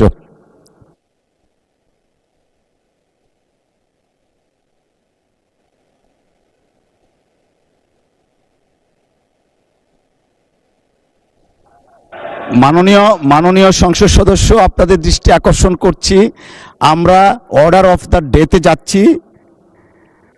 জরুরি জনগুরুত্বপূর্ণ বিষয় সম্পর্কে মনোযোগ আকর্ষণী বিধি 71 আমরা ফলো করছি। মাননীয় বিরোধী দলের নেতা, আপনি দাঁড়ালে কথা বলতে পারেন, বাট আমরা একটু মাননীয় বিরোধী দলের নেতা। জি, আমি জেনে শুনেই এই সময় এই বিষয়টা উত্থাপন করেছি। আমার জানা মতো এটাই সময়। আমি বুঝতে পারছি মাননীয় বিরোধী দলের নেতা বিষয়টার দিকে যাবেন। 71 বিধির আগে এটা উত্থাপন করার অবশ্যই সুযোগ আছে, আমি সেই মোতাবেক উত্থাপন করেছি। 64 বিধি অনুযায়ী বিধিটা দেখতে পারেন, 64 বিধিতে এটা উল্লেখ আছে। ধন্যবাদ আপনাকে। মাননীয় বিরোধী দলের নেতা, 64 বিধিতে উল্লেখ আছে, বাট সংসদের যে কাস্টমস সেইটা আমাদের মাননীয় চিফ হুইপ মহোদয় বলেছেন on the balance of probability. আমরা সেই জন্যই বললাম যে আমরা এই নোটিশটা আমরা পেয়েছি, এই ব্যাপারে আমরা সিদ্ধান্ত জানাবো। 71 বিধিটা আমরা একটু শেষ করি, আমরা তো সময় আছে, নিশ্চয়ই আপনার এই নোটিশটাকে আমরা অ্যাড্রেস করব। ধন্যবাদ মাননীয় সদস্য। মাননীয় চিফ হুইপ। মাননীয় সদস্যবৃন্দ, মাননীয় স্পিকারের মাধ্যমে আপনাদের জানাতে চাই, মাননীয় স্পিকার ইচ্ছা করলে টেবিলের তারকাচিহ্নিত প্রশ্ন এবং 71 বিধি সাসপেন্ড করতে পারেন, সেটা করেও যে কোনো বিষয়ে আলোচনা করতে পারেন। মাননীয় স্পিকার, এটা আপনার অ্যাবসলিউটলি প্রেরোগেটিভ এবং আমি মনে করি এটা অধিকার মাননীয় সকল সংসদ সদস্যদের, এবং আমি আপনাদেরও সহযোগিতা চাই যে এই অধিকার আপনাদেরও, কিন্তু এই অধিকার শুধু সরকারি দলের না, আমি কথা বলছি সকলের জন্য। কাজে এই অধিকার আপনাদেরও। আপনারা 71 বিধিতে একটা নোটিশ আনলেন, আমরা যদি এই প্রথাটা চালু করতে পারি আজকেও অসুবিধা নেই, যে মাননীয় বিরোধী দলের নেতা যে কথা বললেন কোনো সমস্যা নেই, কিন্তু কথা হলো পরবর্তীতে যদি আবার এরকম সবাই দাঁড়াতে থাকে তাহলে সকলেরই ভবিষ্যতে প্রবলেম হবে। কাজে আমরা 71 বিধিটা করার পরে এই বিষয়টা যেহেতু আলোচনায় আসবে, এর অর্থই নয় যে আমরা আলোচনায় আনবো না। আর যদি মনে করেন যে আলোচনা এখনই করতে হবে, মাননীয় স্পিকার যদি সিদ্ধান্ত গ্রহণ করেন যে ঠিক আছে 71 বিধি সাসপেন্ডের আজকে আর হবে না, এই 71 বিধি কিন্তু আর পিছনে চলে যাবে, মাননীয় সদস্য যারা নোটিশ দিয়েছেন তাদের কিন্তু অধিকার খর্বিত হবে, এবং তারা যে এই জন্য সংসদ হিসেবে নির্বাচিত হয়ে আসছেন তাদের কিন্তু সমস্যাটা তৈরি হবে মূলত ভবিষ্যতে। কাজেই আমরা ভবিষ্যৎকে ঠিক রাখার জন্য আপনাদের এবং আমাদের মানে সকল বেসরকারি সদস্য, মাননীয় মন্ত্রী ছাড়া আর সবাই সদস্য বেসরকারি সদস্য, কাজেই তাদের অধিকার যাতে সংরক্ষিত হয় তার জন্য কিন্তু আমি এই প্রস্তাবনা দিয়েছিলাম, এবং এটাই চলে আসছে বিগত দিনে। মাননীয় স্পিকার, আপনি যদি মনে করেন যে আপনি 71 বিধি সাসপেন্ড করে আজকে মাননীয় বিরোধী দল নেতার কথা আলোচনা করবেন, আপনি করতে পারেন, কিন্তু আমি মনে করি পদ্ধতি এইটা আপনাকে জানালাম, এখন সিদ্ধান্ত আপনার। মাননীয় স্পিকার। মাননীয় বিরোধী দলের মাননীয় চিফ হুইপ, আমরা সংসদের ঐতিহ্য, রীতিনীতি এবং বিধি দ্বারা পরিচালিত। আমরা মনে করছি এখন 71 বিধিটা শেষ করার পরে আমরা মাননীয় বিরোধী দলের নেতা যে বিধি 62-র আলোকে যে নোটিশটা দিয়েছেন সেই নোটিশটা আমরা অ্যাড্রেস করব। এখন সংসদে জরুরি জনগুরুত্বপূর্ণ বিষয় সম্পর্কে মনোযোগ আকর্ষণী বিধি 71-এ আমরা যাচ্ছি। মাননীয় সদস্যবৃন্দ, আজ কার্যপ্রণালী বিধি 71 অনুযায়ী জরুরি জনগুরুত্বপূর্ণ বিষয় সম্পর্কে 53টি মনোযোগ আকর্ষণের নোটিশ পাওয়া গেছে। নোটিশদাতা মাননীয় সদস্যগণ হলেন: 1.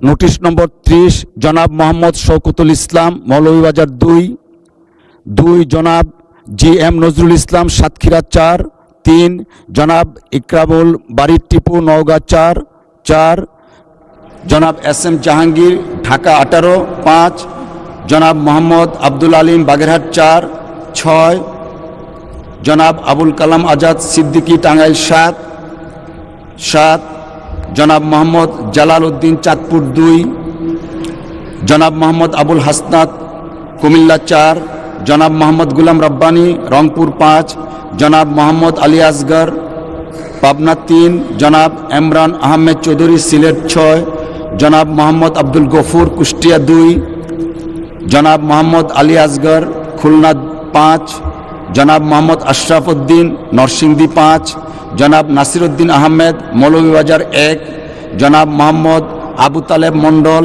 পাবনা 4 জনাব মোহাম্মদ আবুল হাসান সিলেট 5 জনাব মোহাম্মদ আবুল কালাম আজাদ খুলনা 6 জনাব মোহাম্মদ সেলিম উদ্দিন ভুইয়া কুমিল্লা 2 আমি দুঃখিত সেলিম ভুইয়া কুমিল্লা 2 জনাব মোহাম্মদ AM মাহবুব উদ্দিন নোয়াখালী 1 কাজী রফিকুল ইসলাম বগুড়া 1 জনাব মোহাম্মদ শামীম কায়সার গাইবান্ধা 4 জনাব মোহাম্মদ আবু ওহাব আকন্দ ওয়াহিদ ময়মনসিংহ 4 জনাব মোহাম্মদ কামরুল হাসান ময়মনসিংহ 6 জনাব মোহাম্মদ জাহানদার আলী মিয়া মাদারীপুর 2 জনাব মোহাম্মদ আবদুল্লাহ মুন্সিগঞ্জ 1 গাজী এনামুল হক যশোর 5 জনাব মোহাম্মদ রাশিদুল ইসলাম রাশেদ শেরপুর 1 জনাব মোহাম্মদ জহিরুল ইসলাম চট্টগ্রাম 16 জনাব মোহাম্মদ মাহবুবুর রহমান বেলাল রংপুর 3 জনাব মোহাম্মদ শফিকুল ইসলাম পটুয়াখালী 2 জনাব আব্দুল হান্নান মাসউদ নোয়াখালী 6 জনাব মোহাম্মদ মুশারফ হোসেন বগুড়া 4 জনাব মোহাম্মদ মাজিদুর রহমান গাইবান্ধা 1 জনাব মোহাম্মদ নুরুল আমিন রংপুর 6 জনাব ফখরুদ্দিন আহমেদ ময়মনসিংহ 11 জনাব আল ফারুক আব্দুল লতিফ নীলফামারী 2 রুমিন ফারহানা ব্রাহ্মণবাড়িয়া 2 জনাব মোহাম্মদ গুলাম রসুল যশোর 4 জনাব মোহাম্মদ সাদিক রিয়াজ দিনাজপুর 2 ডাক্তার মোহাম্মদ মাহবুবুর রহমান ময়মনসিংহ 7 জনাব মোহাম্মদ আখতারুজ্জামান দিনাজপুর 4 শেখ মোহাম্মদ রেজাউল ইসলাম নওগাঁ 6 জনাব মোহাম্মদ রুকুন উদ্দিন বাবুল লালমনিরহাট 2 জনাব মোহাম্মদ আব্দুস সত্তার নীলফামারী 1 জনাব লুৎফুর রহমান কক্সবাজার 2 জনাব খায়রুল কবির খোকন নরসিংদী 1 জনাব মোহাম্মদ শফিকুর রহমান কিরণ শরীয়তপুর 2 শেখ মুজিবুর রহমান ইকবাল কিশোরগঞ্জ 5 জনাব মোহাম্মদ মাহবুবুল আলম কুড়িগ্রাম 3 জনাব মোহাম্মদ আনোয়ারুল ইসলাম কুড়িগ্রাম 1 জনাব মোহাম্মদ আব্দুল খালেক সাতক্ষীরা 2 জনাব মোহাম্মদ ইজ্জত উল্লাহ সাতক্ষীরা 1 নোটিশগুলোর মধ্য হতে আমি ময়মনসিংহ 6 আসন হতে নির্বাচিত মাননীয় সংসদ সদস্য জনাব মোহাম্মদ কামরুল হাসান নোয়াখালী 6 আসন হতে নির্বাচিত মাননীয় সংসদ সদস্য জনাব আব্দুল হান্নান মাসউদ এবং ময়মনসিংহ 7 আসন হতে নির্বাচিত মাননীয় সংসদ সদস্য ডাক্তার মোহাম্মদ মাহবুবুর রহমান এর নোটিশগুলো গ্রহণ করলাম। বাকি নোটিশগুলো গ্রহণ করা সম্ভব হলো না বলে দুঃখিত। যাদের নোটিশ গ্রহণ করা সম্ভব হয়নি বিধি অনুযায়ী তাদের মধ্য হতে প্রত্যেককে নিজ নিজ নোটিশের বিষয়বস্তু সম্পর্কে 2 মিনিট করে বক্তব্য রাখার জন্য আহ্বান জানাচ্ছি। তবে মোট 30 মিনিটের মধ্যে যতজন সদস্যের বক্তব্য রাখা সম্ভব ততজন সদস্য বক্তব্য রাখবেন। এখন ওই যে প্রথম নোটিশকে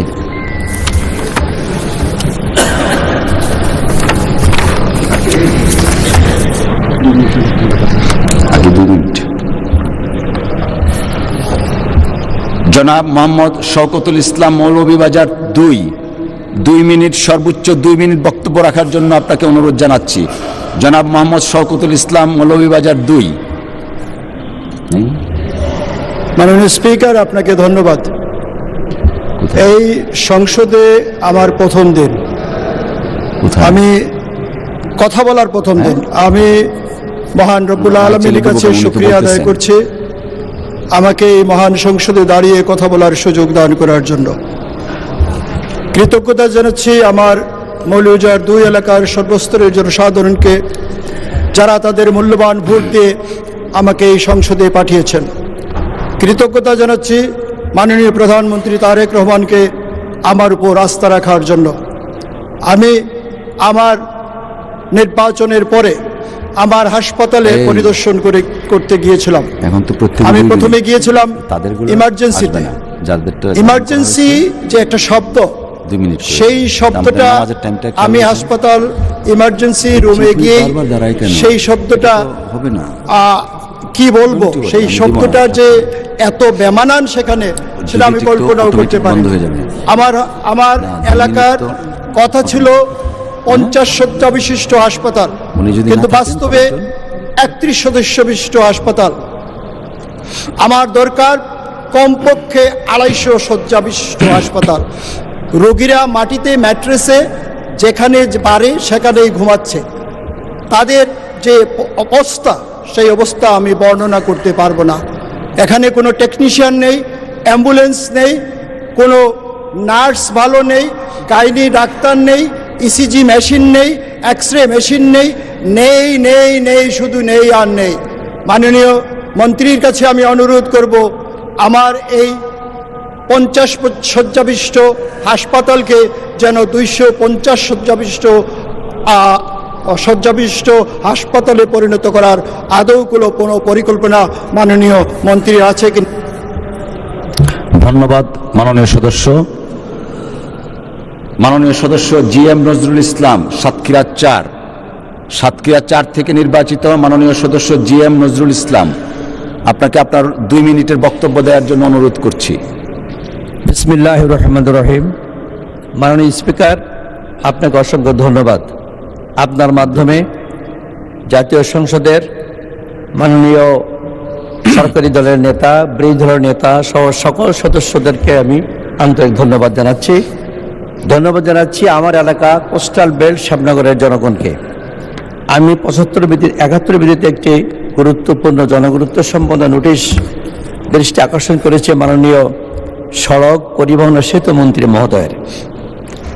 উপস্থাপনী বিষয় হলো সাতক্ষীরা জেলার শ্যামনগর উপজেলার পাখিমারা খেয়াঘাট হইতে 14 ব্রিজ হইয়া গাবুরার কপোতক্ষ ঘাট পর্যন্ত হাইওয়ে রাস্তাটি মাটির রাস্তা, কার্পেটিং করা এবং উক্ত রাস্তার গাবুরার গাইনবাড়ি ব্রিজের সংযোগ হইতে ডুবুরিয়া খেয়াঘাট পর্যন্ত হাইওয়েতে উন্নতিকরণ সহ ডুবুরিয়া খেয়াঘাট হইতে নীলডুমুর খেয়াঘাট পর্যন্ত খোলপেটুয়া নদীর উপরে যন্ত্রচালিত ফেরি স্থাপন পূর্বক ওই স্থান হইতে মুন্সিগঞ্জ বাস স্ট্যান্ড পর্যন্ত রাস্তাটি হাইওয়েতে উন্নতিকরণ প্রসঙ্গে মাননীয় স্পিকার, উপরোক্ত বিষয়ের প্রতি আপনার সদয় আকর্ষণ করছি।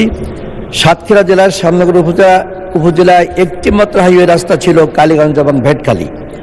ওই রাস্তার হাইবতপুর সংযোগ হইতে নবিকি পাখিমারা খেয়াঘাটে ফেরি সার্ভিস স্থাপন সহ পদ্মপুকুর হয়ে গাবুরার কপোতক্ষ ঘাট পর্যন্ত প্রায় 25 কিলোমিটার রাস্তা 1991-96 সেশনে, যখন এই আমাদের বিএনপি জামাত ইসলামের সরকার ক্ষমতায় ছিল, সেই সময়ে এই রাস্তাটি নির্মিত হয়।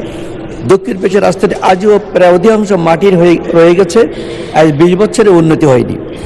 রাস্তাটি নবিকি অংশে কার্পেটিং সম্পন্ন হলেও ফেরিঘাটের অপর পার থেকে পাখিপাড়ার 14 ব্রিজ পর্যন্ত কপোতক্ষ ঘাট পর্যন্ত অধিকাংশ রাস্তা সব কর্দমাক্ত। রাস্তার ওই অংশটি অত্যধিক জনগুরুত্ব সম্পন্ন। ধন্যবাদ মাননীয় সদস্য। জনাব মোহাম্মদ আব্দুল আলিম, বাগেরহাট 4 থেকে নির্বাচিত জনাব মোহাম্মদ আব্দুল আলিম, মাননীয় সংসদ সদস্য আব্দুল আলিম। স্পিকার, আপনাকে ধন্যবাদ।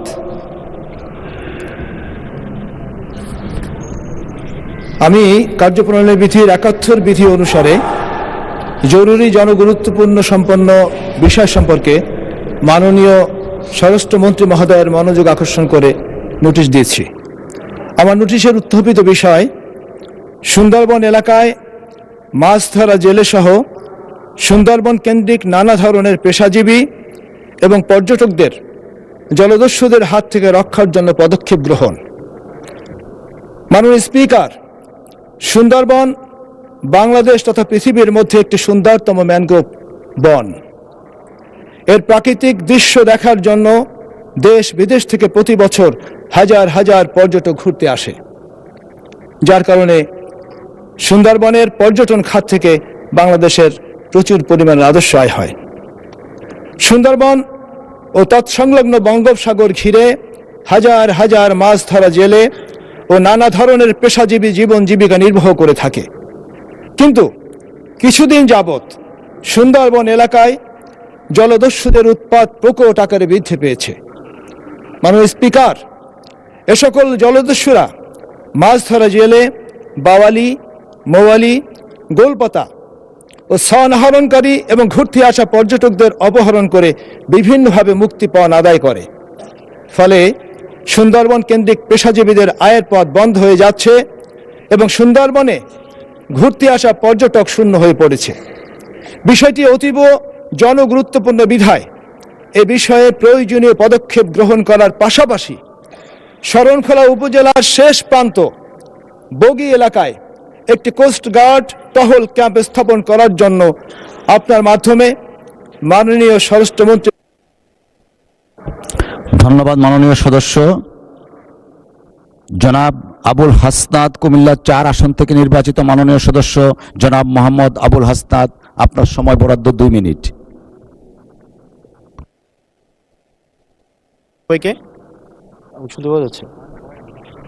মাননীয় স্পিকার, আজকে আপনার যেই ধরনের অনুভূতি হচ্ছে আমার একই ধরনের অনুভূতি, কারণ নিয়মের বেড়াজালে আপনাকে কখনো কখনো আটকে দেওয়া হয়, আবার আমাকেও কখনো কখনো আটকে দেওয়া হয়। আসলে নিয়ম হচ্ছে অলওয়েজ রোলার্স যারা তাদের অনুসারী হচ্ছে নিয়মটা চলে। নিয়মটা যখন ইন ফেভারে থাকে তখন বলা হয় এটা নিয়ম, আবার যখন বিরুদ্ধে যায় তখন এটাকে বলা হয় কাস্টম। কোনটা সাংবিধানিক কোনটা অসাংবিধানিক এই বেড়াজালে এই সংসদ ঘুরপাক খাচ্ছে। এর মাঝখানে যেহেতু দেবিদ্বার থেকে মানুষ আস্থা রেখে 1,72,000 মানুষ ভোট দিয়ে এই সংসদে পাঠিয়েছে, তাদের পক্ষে 1 মিনিট 18 সেকেন্ড কথা বলছি। আমার দেবিদ্বার থেকে চান্দিনার একটা রাস্তা আছে, যে রাস্তা দিয়ে 2 লক্ষ মানুষের যাতায়াত। মাননীয় স্পিকার, 2 লক্ষ মানুষের যাতায়াত হলেও এই রাস্তাটা মাত্র 12 ফিট, অর্থাৎ 2টা সিএনজি একসাথে 2টা ক্রস করতে পারে না। আমাদের ওখানে 11টা ইউনিয়নের মধ্য দিয়ে রাস্তাটা গিয়েছে। এই রাস্তাটাকে যদি আমরা প্রসারিত করতে পারি তাহলে ওই ইউনিয়নগুলোতে আমরা শিল্প এবং বিভিন্ন ধরনের আমরা হচ্ছে কোল্ড স্টোরেজ, আমরা কর্মসংস্থানের ব্যবস্থা করতে পারবো, যেহেতু এই রাস্তাটা হচ্ছে ঢাকা চিটাগং হাইওয়ের একটা রাস্তা।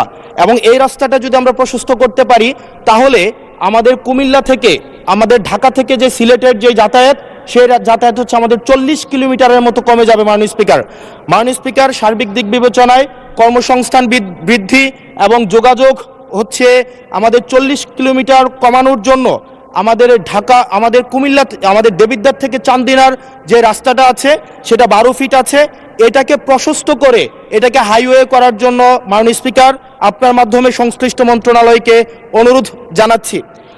আর মাননীয় স্পিকার, আশা করি আপনার মধ্যে যে অনুভূতি হচ্ছে প্রথমবারের মতো আমাদের এই যে সাংবিধানিক এই যে একটা মারপ্যাচের মধ্যে আমাদেরকে রাখা হবে না।